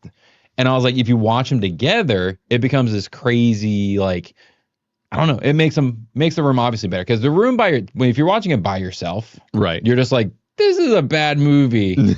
And I'm by myself, like, not having a good time. The first time I watched it was with my wife, and she literally at the end, she's like, why did you show me that? Like, she literally, like, I assaulted her, and I brought that up recently, and like, what are you guys talking about around like The Room? She's like, I was like, the way you reacted when we watched it, it's like I assaulted you. She's like, you did. Oh yeah. My wife literally said, I'm not watching either of those movies with you. Really? And she watches everything with me. Yeah. Yeah. And I had to find time. That's why I watched it today by myself Right. because she was like, I don't want to watch either of those movies. So did she see the Disaster Artist back in the day? Do you know? Yeah. She and I both saw A Disaster Artist. Okay. And neither of us had ever seen The Room. And even then, Disaster Artist, she was like, I don't want to watch that ever again. She was painting pictures and stuff, and she could hear it playing. She's like, hi, Mark. Hi, Mark. Hi, Mark. And then she was like, I just don't want to watch It's the movie. just, I mean, it is the most, all of it is kind of the most cringeworthy, like, and that's what I'm interested to hear Matt's perspective. Cause like, this is Mo was the one that wanted to do this. This is kind of a passion of yours. Like you love this film. I love breaking films down for what they're good at. Yeah. Right. And this is just so bad. The cinematography, the music, the ADR, the ADR in the flower shop. Yes. Anyway, Yeah. it's That's the thing. There's just nothing good about this movie. but it's earnest. It's like he meant to set out to make a great movie, and he tried his hardest. Right. And because he put in the effort, yes, The Room is not like The Room is where you get a bottle of this shit Right. with 4 people. Yes. And you you get pause plowed. it, and it takes you 4 hours to get through this movie. Right. Yes. It is a wonderfully bad movie. But that's the thing is, like, if I was in the theater and it was everybody watching this movie and we were laughing, having a good time, I'd be like 100%. But watching this movie by myself, I'm so torn because I'm like, is this like a 30% if I'm being honest about how I feel about the movie? Right. Because my 30% is that exact thing. Like, oh, well, he put his heart into this. Right. But if you also separate it from Disaster Artist, you don't have the background that you get from the Disaster Artist. Right. Because you do get the shades of feelings and things like that. You're like, oh, well, he did mean all these great things. But if you're watching the movie by itself, right, you're like, wow, this is just a bad movie. I don't know his intentions, but this is a bad movie. Right. But you add the Disaster Artist, which adds the and the shades, context background, and all of it. Because this movie with context actually is better. It is better in a way. And that's the interesting thing too, where it's like with Mo, I'm curious to hear your thoughts because now I don't know if you had ever read The Disaster Artist because it is a book as well. No, yeah, I know it was made by Greg. Right, right. Made Yeah, by yeah, Greg, which I saw Greg at Orlando Comic-Con when we were there. No I was kidding. on an escalator and looked over and he was right there and I was just like, holy shit, that's Greg. Like, yeah, oh, hi, Mark. Yeah, exactly. Like I wanted to say something. There were like people that discovered him over there and were like coming around him and he was signing things. Oh, you got to. Yeah. You can't be ashamed. Yeah, I was Obviously. on the way up the escalator and it was like a packed crowd and I like looked down and saw him and I was just like, damn it. I should have caught him when I was down there. So, but yeah, it was super cool. And so looking at y'all's reviews, and we only have 18. There's not a ton of them in here, which I don't think any of us have our dropped ours yet. Or not things. yet. No, and I would be more than happy to because it does not deserve a rushed review. I will give it an eloquent breakdown because it deserves it. Right. And so, do it to it. And that's the best thing to start with. And so normally what we do is we kind of go around and we at least like score it and kind of give an idea of where our scores are. Now to look at all of you guys, like for example, we have people like For the Users who gave it 100%. And she says there's a conspiracy theory that Tommy Wiseau is actually an alien who's trying to unsuccessfully to blend in with humans. I would buy that. Yeah. Absolutely. I buy that. Yeah. Yeah. Because nobody knows his age. Right. Nobody knows his background. Yeah. And where he's from, where he got his money. How is that possible? How is no one figured out?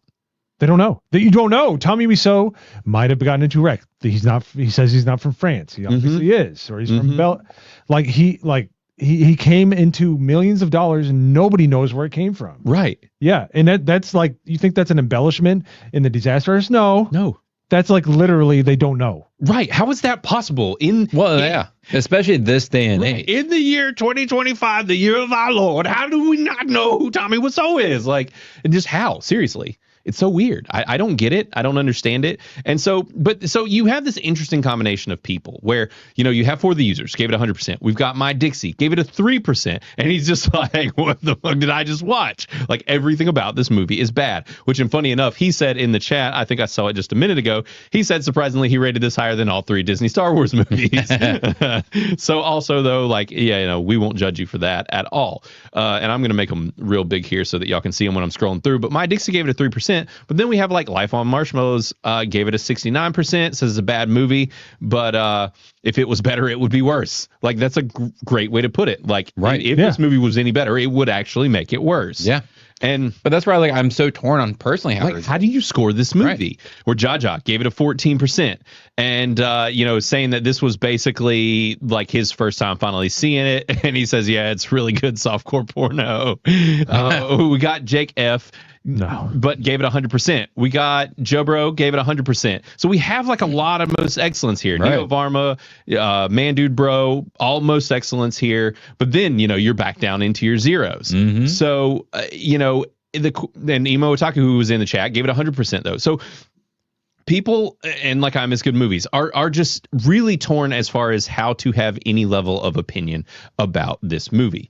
So the question is to you two, on a Criticless scale, like where do you rate this thing? Because I guess you want to go first, Mo? As our guest, you go first. Sure. So well, first of all, let me freshen up. Yeah, it's like, is this a most excellent? Are you in that camp, or are you going to be? Where a movie should be judged by how much joy and how much involvement you have in the I plot. have a strong feeling with that as well. 90%. 90%, because it envelops your entire psyche and your brain. Right. It makes you think about it long after you've watched it. Right. Not because it's good. Right. Because it's so incredibly bad. Right. And it's so incredibly bad on so many levels. Yeah. With so much bad acting.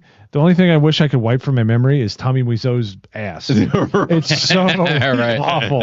Or, man-ass is awful, period, but he just loved walking butt-ass naked. Clearly. In that movie, yeah. That scene, that bit that is in The Disaster Artist is rough.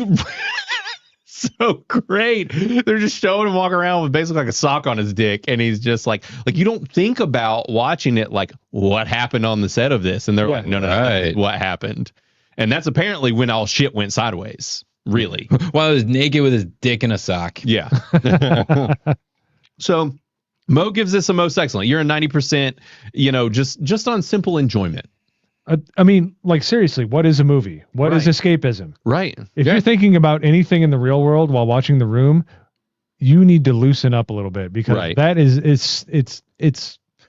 it's everything that makes a movie enjoyable, but flipped on its head. Right. Because it's so bad, and you're just like, well, I gotta think about this a lot, because what the hell am I watching? Right. Yeah, it's like there's matter and antimatter. This is like anti-movie. Right. It is. It exists with the same rules, but completely negative, like completely opposite. Yeah, exactly. Yeah. And you're almost, it leaves you with such a takeaway, because it is just, you are left trying to process and dissect, like, what would go through a person's mind to create this, like to think this way, to view life in this way, all of it. Like, what was the motivation? What was that? And there's a scene in The Disaster Artist where there are multiple of the cast and crew sitting around being like, what the fuck is this movie? And it's a great scene, because it's also what everyone is thinking while watching it.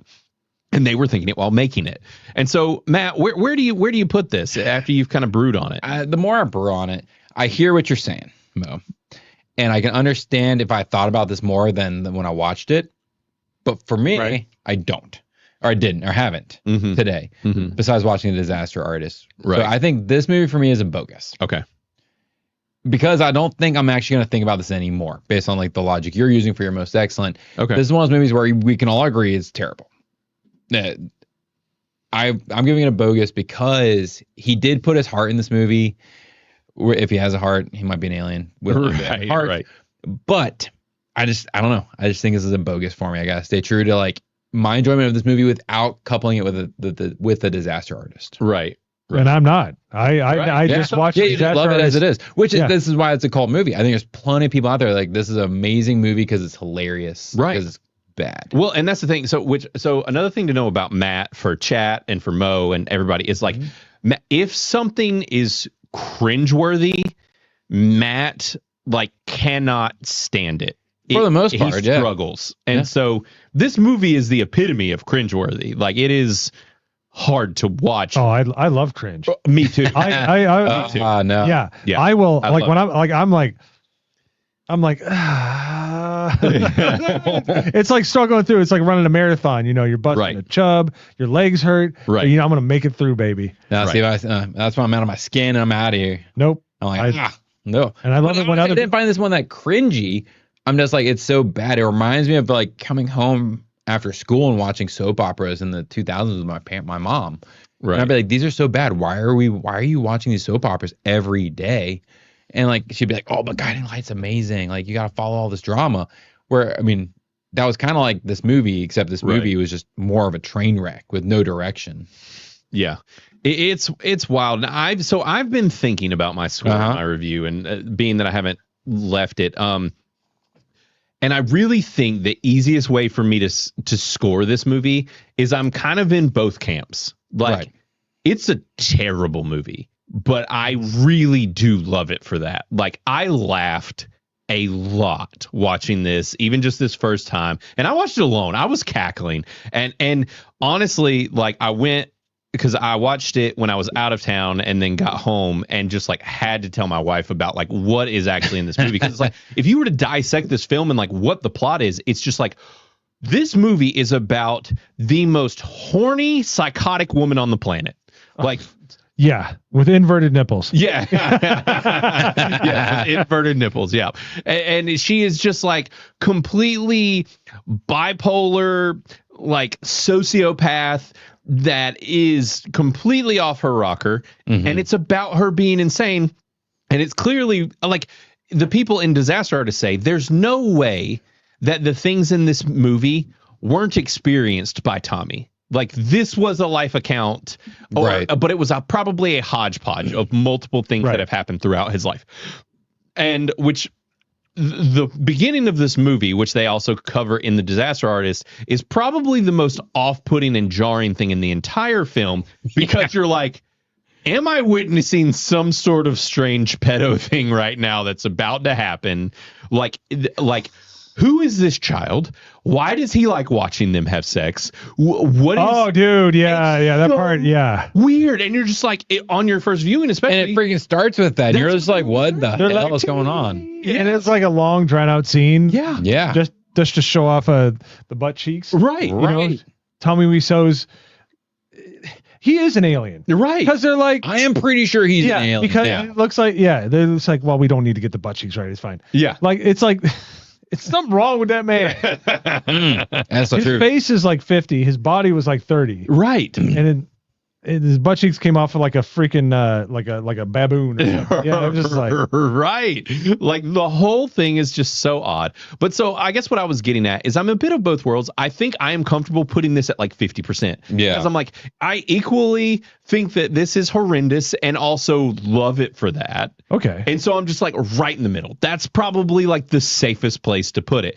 And if you take a look on Criticless, I think, yes, it's at a 55%.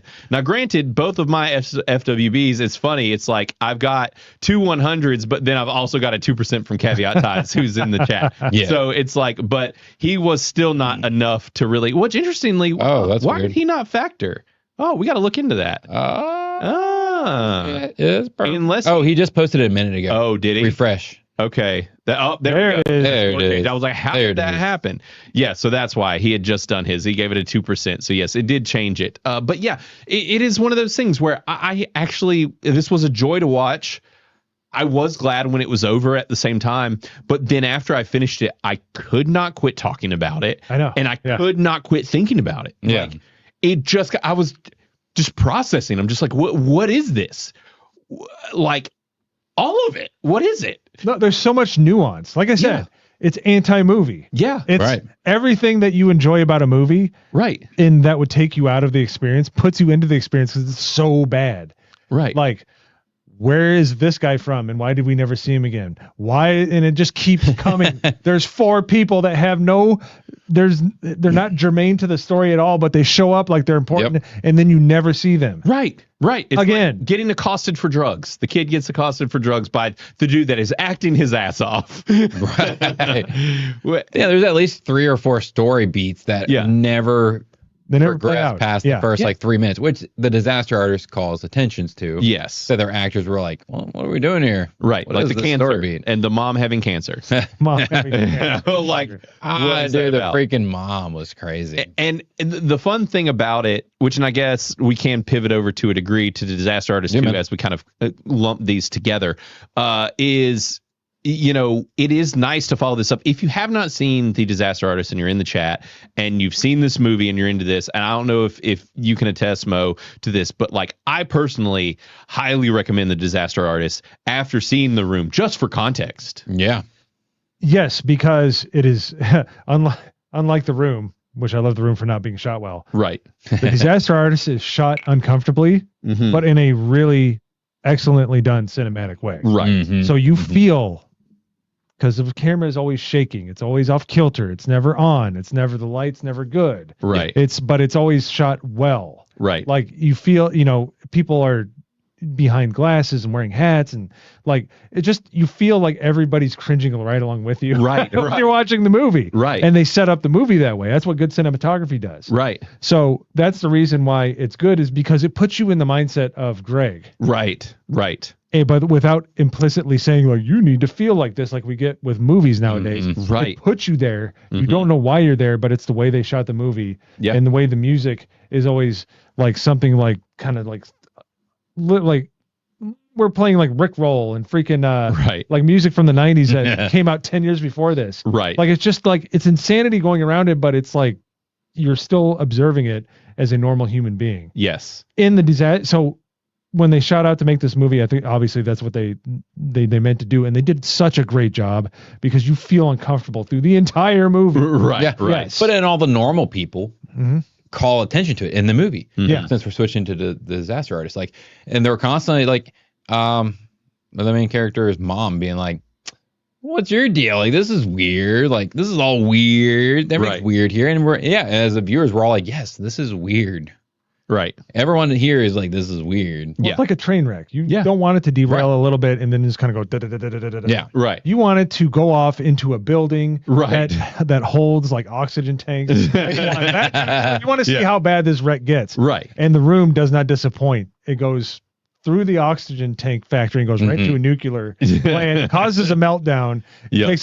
takes out the entire eastern seaboard. Right. It's the most satisfying train wreck you'll ever experience. Right. And that's Yeah. the cool thing about The Disaster Artist is not only do you get the entire experience where Franco and the team, they basically were like, we want to show you from the jump, from the time that Greg is introduced to Tommy Wiseau. Yeah. We want to show you when they were met in acting school in wherever they were from. San Francisco. San Francisco. And, you know, we want to show you that. And then we literally just want to walk you through these events of how uncomfortable this man was, but how he was able to win Greg over, how, you know, how this all played out, but then also going all the way up through filming the movie and showing like how terrible of an experience it was for everyone involved. Like, did you dig that? All of that stuff? Oh yeah, like when you're like, you want film and digital, they need different lighting. It's like, Right. He's a trendsetter. Like Yeah. and they're low key, like they're making it realistic, but people that watch The Room understand Right. why it's so bad is because of that. Yeah. Right, Yeah, yeah. exactly. And they capture all of that so well. You can tell, like I said, this was based off a book, so they had a template to kind of go off of. But there's so many details that are thrown in there where you're like, this is so ridiculous that they couldn't have made it up for this movie. Like, clearly Tommy did this. Right. Clearly this thing happened, this strange event, this strange moment happened in the filming or between these two. And, you know, there's a moment, like, for example, where Tommy basically goes and accosts a famous producer in a restaurant. And it is just so uncomfortable. Dude, that's one of the funniest lines in the movie. He's like, yeah, great. You got through 2 lines of fucking Shakespeare before you got to me. Yeah. Yeah. And that was Judd Apatow in that scene. Oh, yeah, that makes sense. I'm pretty sure that's who that was, who was was it? kind of like accosting. Yeah, which would make sense because he worked with all those guys. Oh, yeah, he did. So that's who that was. But there are these moments like that that just add so much context to Tommy's character, why this got made. But yet at the same time, they still show like there's so much that we don't know about Tommy. Like there's still like just no one knows. And it makes me wonder. I'm like, after all these years, after all this time, do we think Greg knows now? After all this time, or do you think that because it says that they're still buddies, like that they still are making things? Yeah, that's what they said at the end. At the end of the film, it says that they're still friends. I don't Talking think he's giving up the daily, ghost. making things together. Yeah. I don't think he's giving it. I think that would come out by now. Right. No, I think if it comes out, it's that he's a drug or was like a drug lord or something, or a Right. gun runner or something, that he pocketed all his money and disappeared. Tommy's when his pretty country retarded. disappeared. Right. Right. Yeah. Maybe it was just the middleman or something. They thought he was just going to die and he just disappeared into America or something. I don't know. There's got to be something. Yeah. Because I've wondered. Yeah. Was he just like a drug man or something overseas? But the accident thing plays like he looks like he got wrecked. Like Right. his face. Something's wrong. Right. Like, Right. Yeah, because he's got like a half He's closed got eye his most of the eye time. and stuff, and yeah, and that's the thing too, is that for all of that, like Franco does such a superb job of becoming Tommy. Yeah. Dude, yeah. Okay, so wait, before we dive too much more into this, do we want to say what our scores are for the disaster artist? Yeah, sure. I'm totally game for that. So on Criticless scale, I guess whichever of y'all want to kick it off, and I'll go ahead and pull up. Well, I was going to say I was going to pull up the disaster artist, and then I think I totally left the page like a freaking genius. But yeah, so I guess Mo, if you Blaine, you're tearing me to pieces. Oh, hot rock. and I like how they show where he got that line from watching an old who was it? James Dean film. Yeah. And yeah. that's literally where he got it from after being shown that movie. So yeah, with the disaster artist, seeing it for your first time, where do you think you rate it? It's a 90. Like it's so. This is 100% them showing Tommy's story, but like shitting all over Hollywood and the bullshit that everybody that is involved with this movie ever had to go through. Right. Yeah. Talking to producers, trying to get stuff off the ground. Right. Trying to going to tryouts and trying to get an acting gig. Right. You know, like all of that. Yep. It's a commentary on Tommy Wiseau's movie, but it's a bigger commentary on the way Hollywood does things. Yeah. Yeah, no, Yeah. I absolutely agree.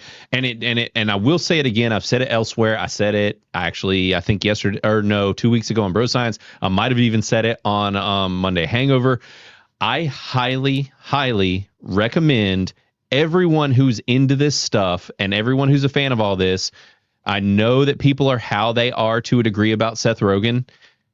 Watch his new TV show.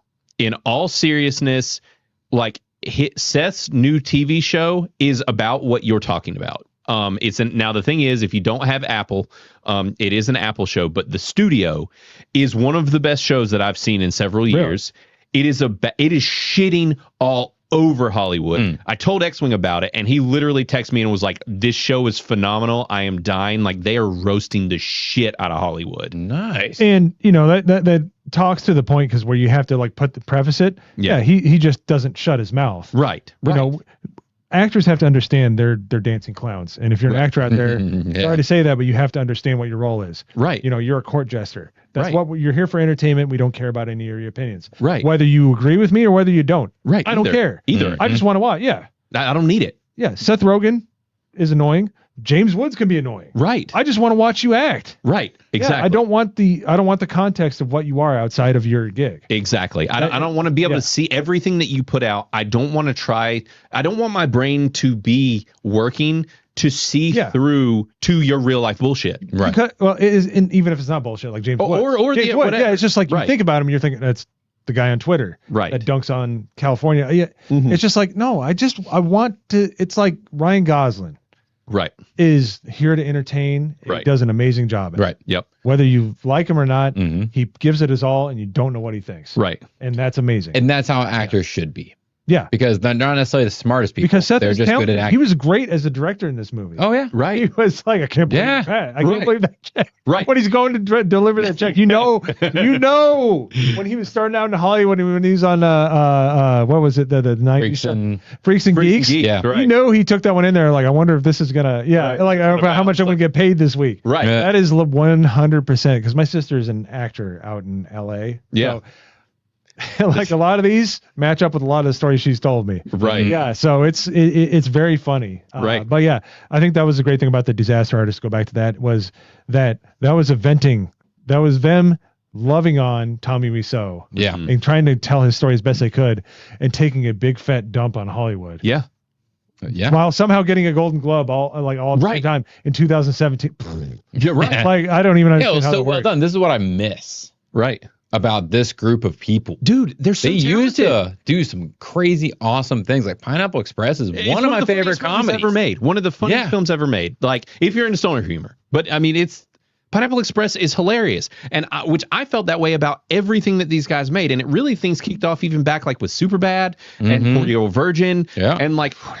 All these guys just worked together and they made such a great team. And it's such a bummer to go back to even because this is one of the last things that Franco did. And I hate that he just got totally excised from the industry. And it's really sad. I was just telling my wife recently, he's started doing the rounds again. He's being in the public eye. And he's been doing some interviews. And he's like, I saw him on an interview and he was like, look, he's like, I love Seth. He's like, we are bros. I hate that I made him feel the way he did by the stuff that came out. He's like, but we worked together for all those years. And he's like, I am not kidding. I never had a single fight with that man. He's like, we were a perfect team. And you can see it in movies like this. Right. Yeah. It's like, these guys are perfect teams. They work great together. Yeah, I'm just hoping that they can get past their shit. And apparently with Seth doing like the studio and things like that, and James Franco getting back in the act because he's been acting. It's just been like serious shit that nobody's really watching. So I'm hoping that like they can come back together and start making some good comedies again because they can still do it. Like we need good comedies now. Right. We need them back. Yeah. And that's the thing is like if Seth is leaning back into, this type of comedy, like because it's clear that the studio is getting closer to what he used to do. And like they are roasting like the woke shit and all of it in that show. And it's coming from Seth and it's his show. And you're just like, okay, maybe he gets it. Maybe he realizes he's kind of lost the plot. And that's the whole thing. Not to get too philosophical here, is it basically when these people they espouse their views and stuff.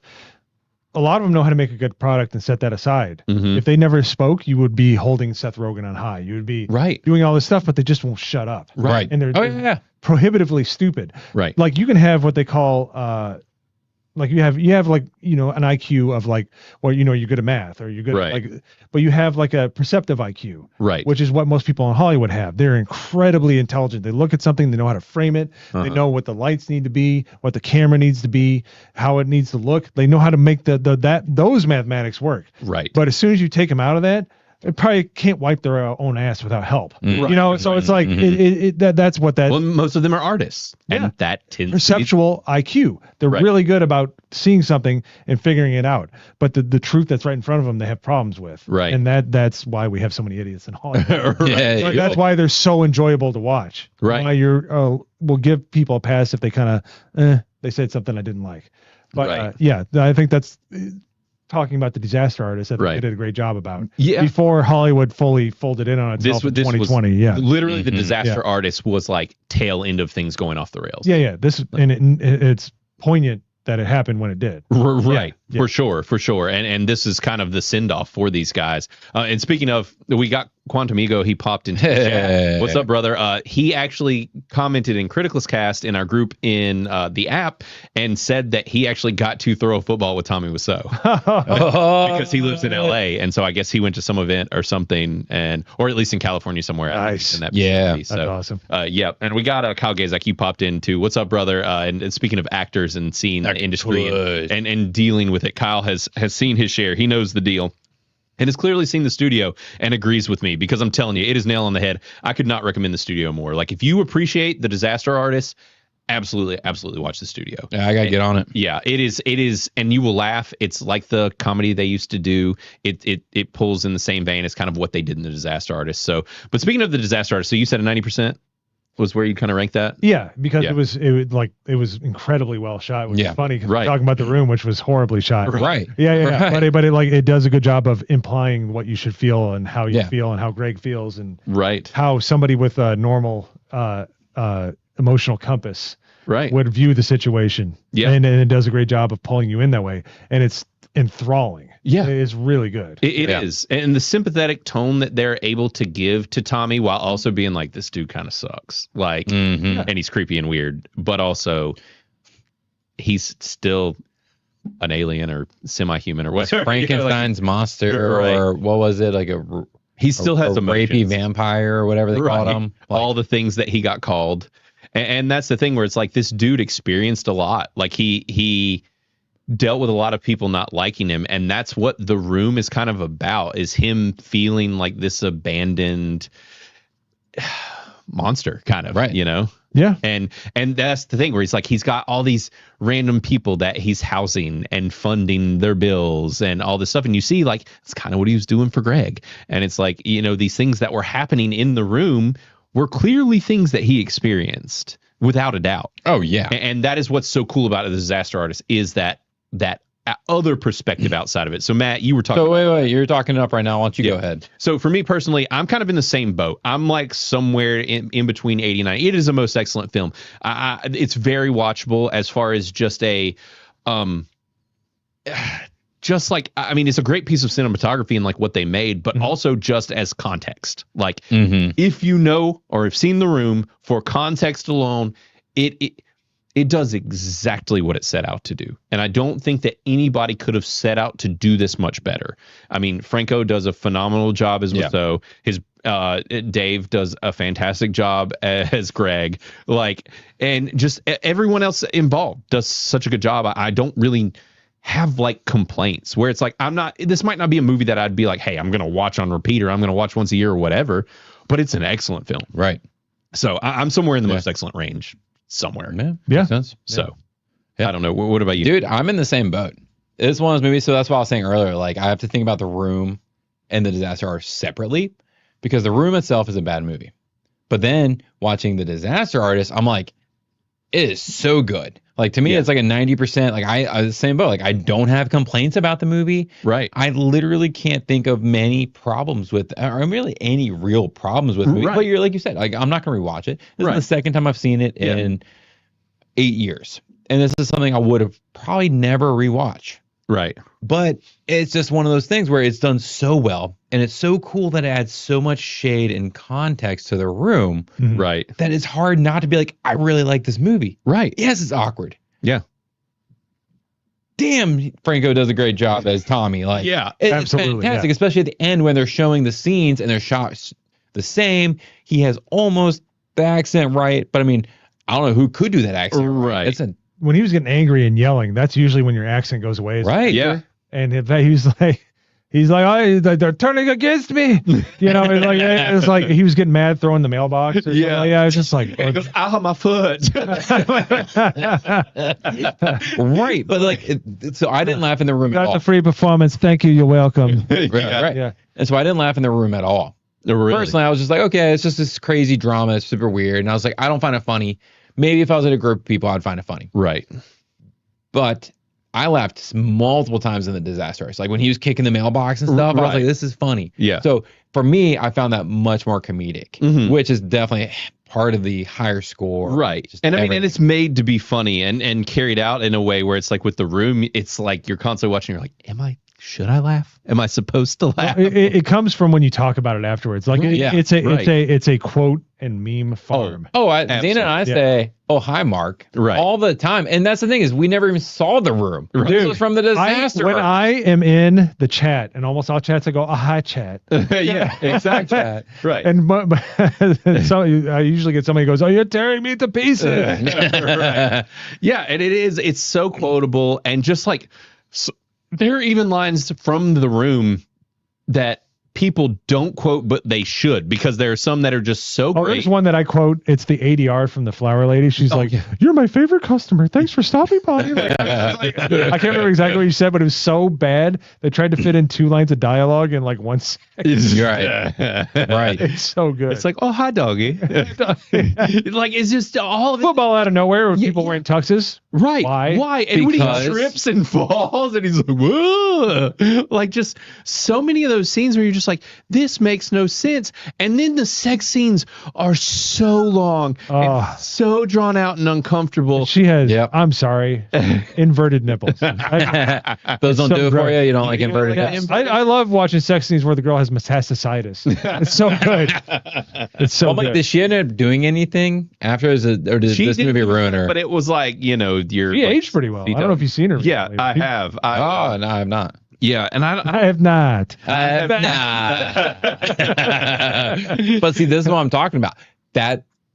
this is what makes that movie a great movie, Right. even if you want to score it poorly. Because like Caveat Ty has mentioned in his review or in the chat earlier, he reviewed it based on simply, was it a good movie? I'm or just not? saying, Right, like, not she bad. was- she and there's was no great. makeup. I mean, if there There's is, not. And I mean, she was born in 80, so hopefully she got some ibuprofen, got the swelling down. I'm just saying, but yeah. And can you imagine though getting cast for a role and you're like, with what you see in The Disaster Artist, to add that context of like what she went through filming these sex scenes with him and stuff, and the fact that it reached the point where Greg is like losing his shit on Tommy, and he's just like, "Fuck you, dude! Like you're being a piece of shit. Like you're right when you need to be. Like he's a Right. good. Greg is a very good friend. yeah, You're right. seriously." Well, and the producer stepped in and was just like, no, fuck you. Like, this is bullshit. Like, you can't treat her like that also. Like, everyone's going off on Tommy, and Tommy's just like, no, this is my movie. Right.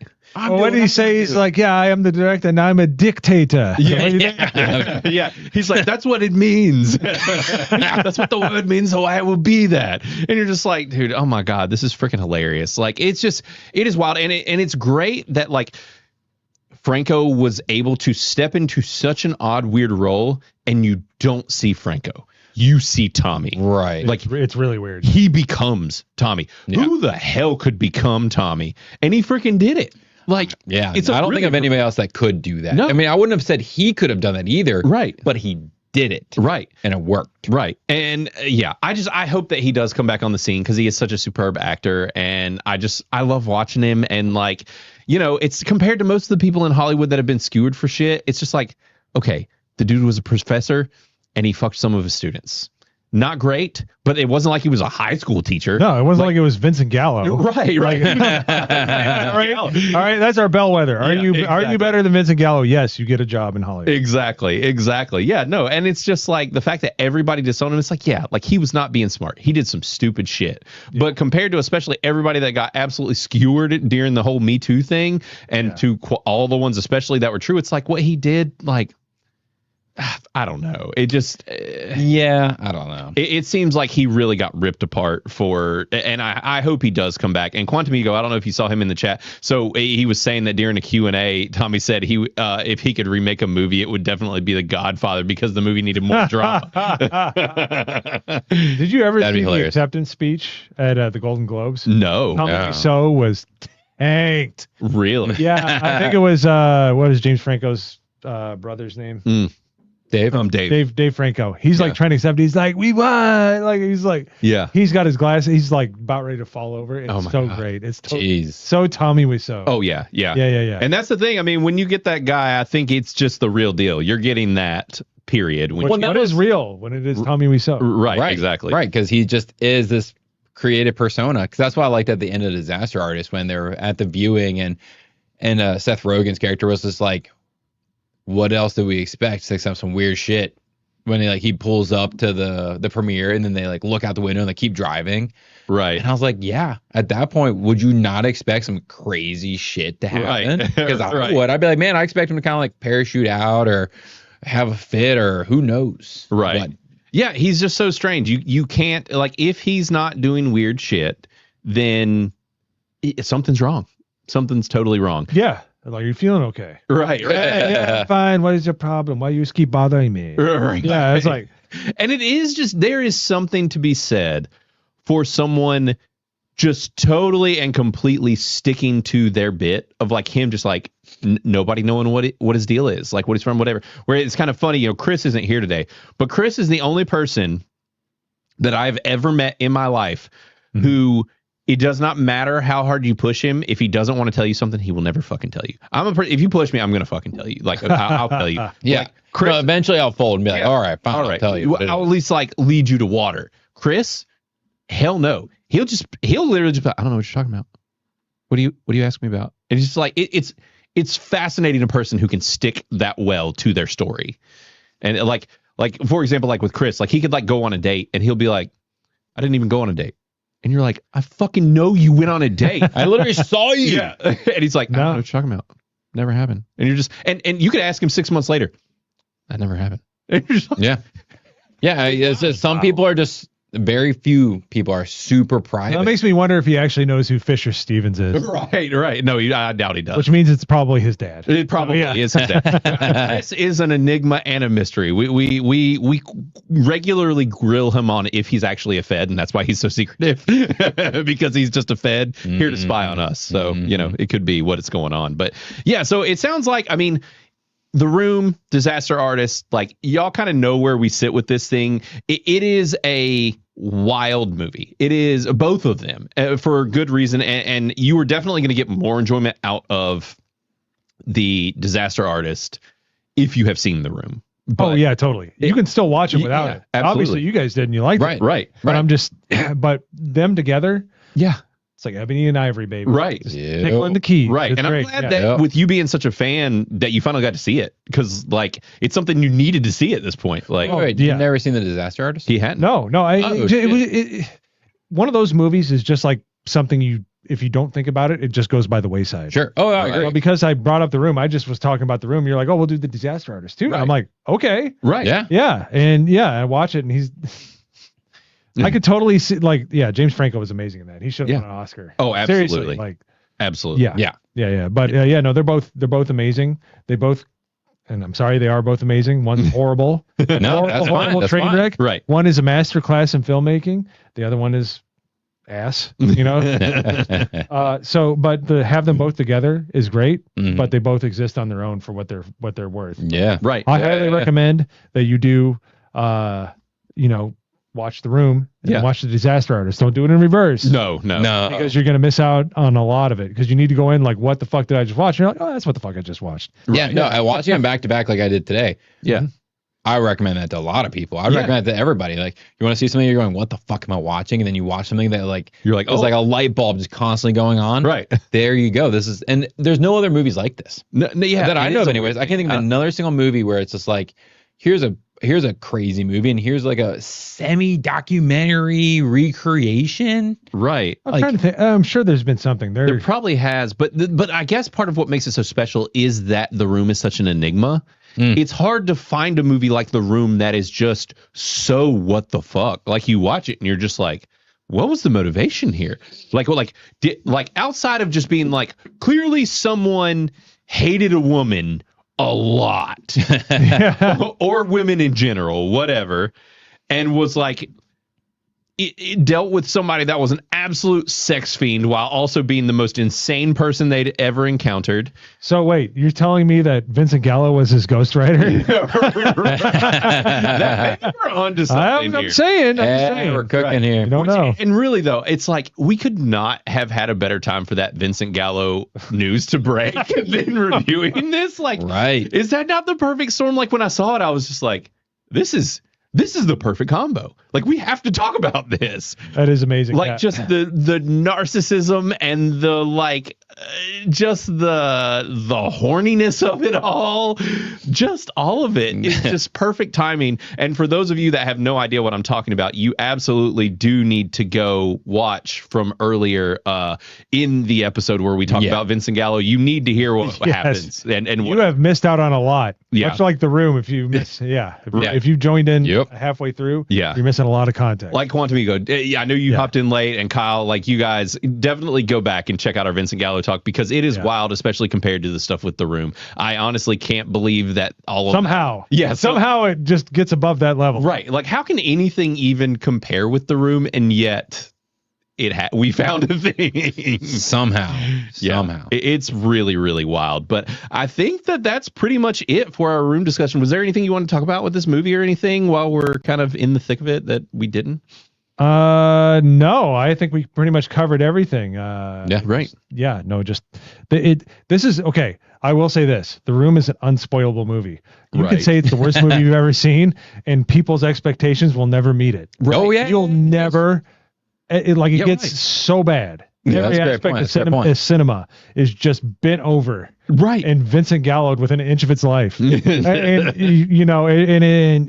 that's the best part about it. And nobody can post a bad review, right? He had a bogus, you had a decent, right? And all of ours from a certain point of view were correct. Right. Like, you could literally be 0, 100, anywhere in between. Yeah, I don't think you can do a wrong review. You cannot do a wrong. You can't. Not ass kissing. Not kissing ass. Exactly. It's literally, there's no wrong review for this movie. Yeah. And we're all kind of the same opinion, yet completely different scores. We all kind of feel the same about it. Like, Yeah. You can't be wrong. You literally can't be wrong. No. And that's the beauty of the room. Right. It is. Like, there is something fascinating about it, that like it could be that bad and so good at the same time. It's kind of brilliant. It's so good. It really is. And then just the icing on the top is the disaster artist. Really, it really does. It just kind of ties it all up in a nice little bow.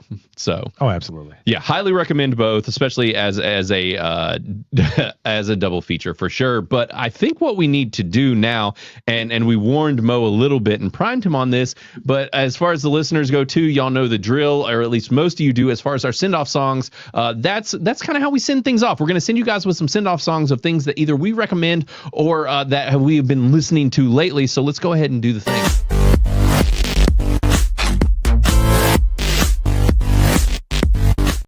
First.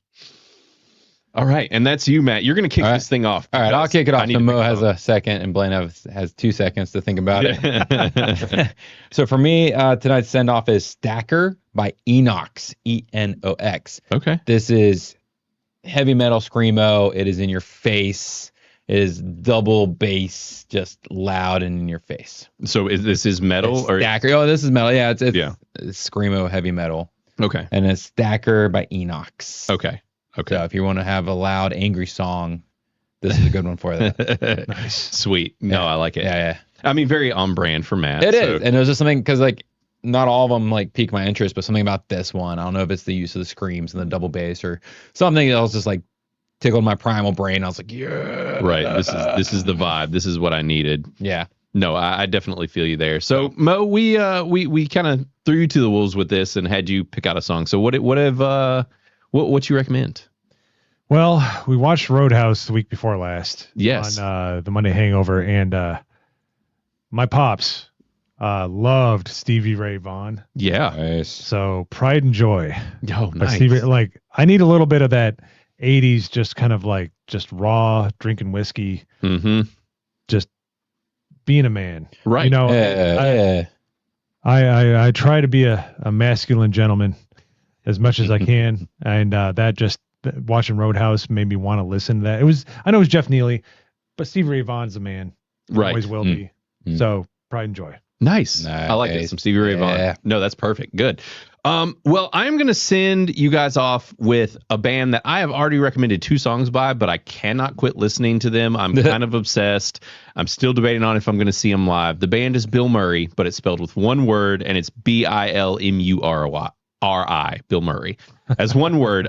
These guys are fantastic. They are the most hodgepodge mashup type of band, and I just kind of love it because it's literally, they have an album that they did, which is literally Midwestern emo, country, metal. There's 80s synth, like saxophone. It is literally every genre mashed into one, but it's kind of wrapped around this country shell, which is just so fascinating.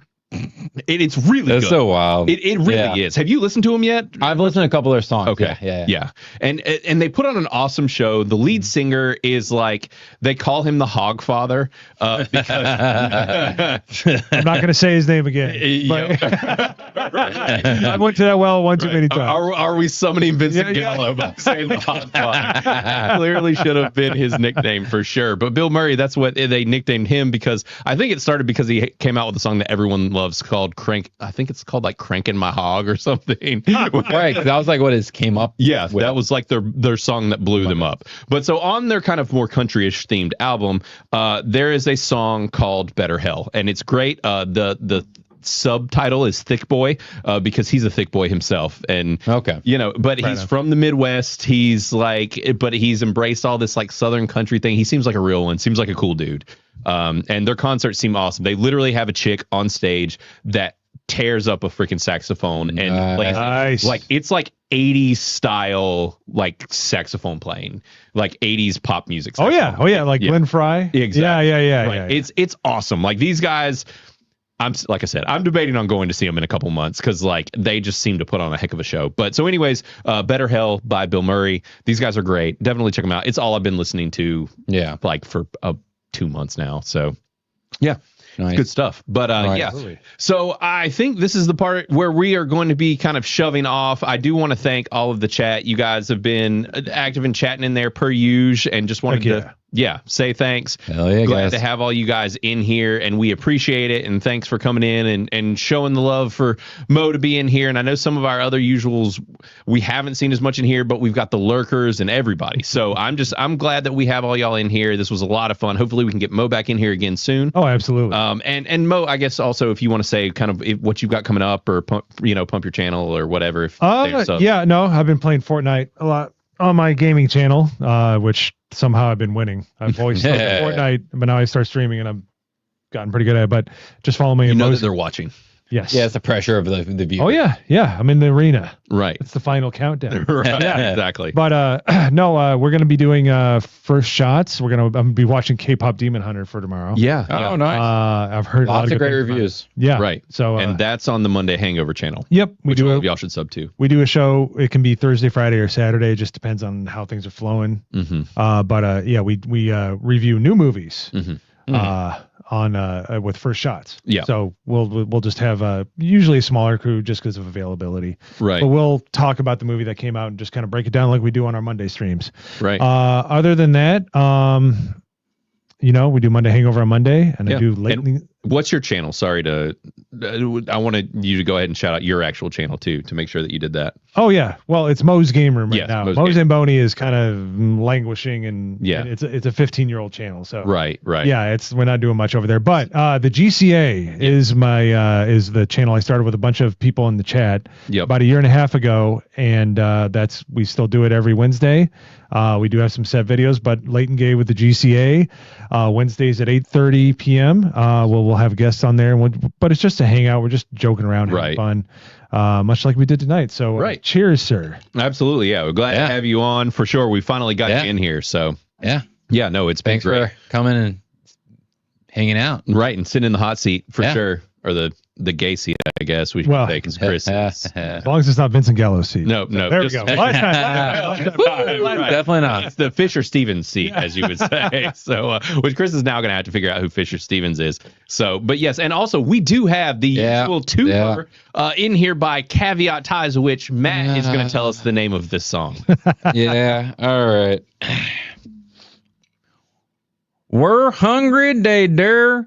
Tafel sits by Mozart. That's it. There you go, folks. Sound like my grandpa. I'm pretty sure that's exactly how Mozart intended it to be. I think so.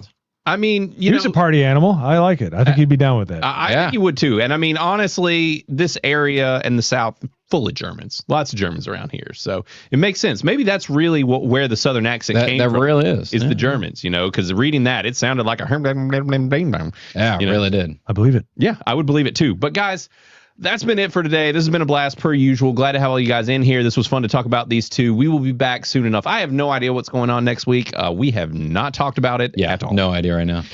Completely clueless. Matt and I have been wanting to. The new Toxic Avenger is out. Is it out? It is. It came out this week. Came out today. Oh, I'm a huge Trauma fan. Yeah, I watched a lot of their movies. With you. And it sounds like it's going to be very Trauma because they're saying people are walking out. So because they're weak. Yeah, exactly. They're clearly weak. Now, the only weird thing about that movie is the fact that Peter Dinklage is playing the Toxic Avenger, which is strange. I'm here for it. As a Trauma. It's very Trauma. Yeah, I was going to say. Yeah. So it very well might work. Also, the director of it, I really like. It's the guy who did Green Room, which is one of my all-time favorite horror movies. If you've never seen Green Room, I don't know if you have, Mo. Highly recommend it. It's fantastic. But so it's got a good director attached. And this movie got stuck in movie purgatory forever. And so the fact that it finally came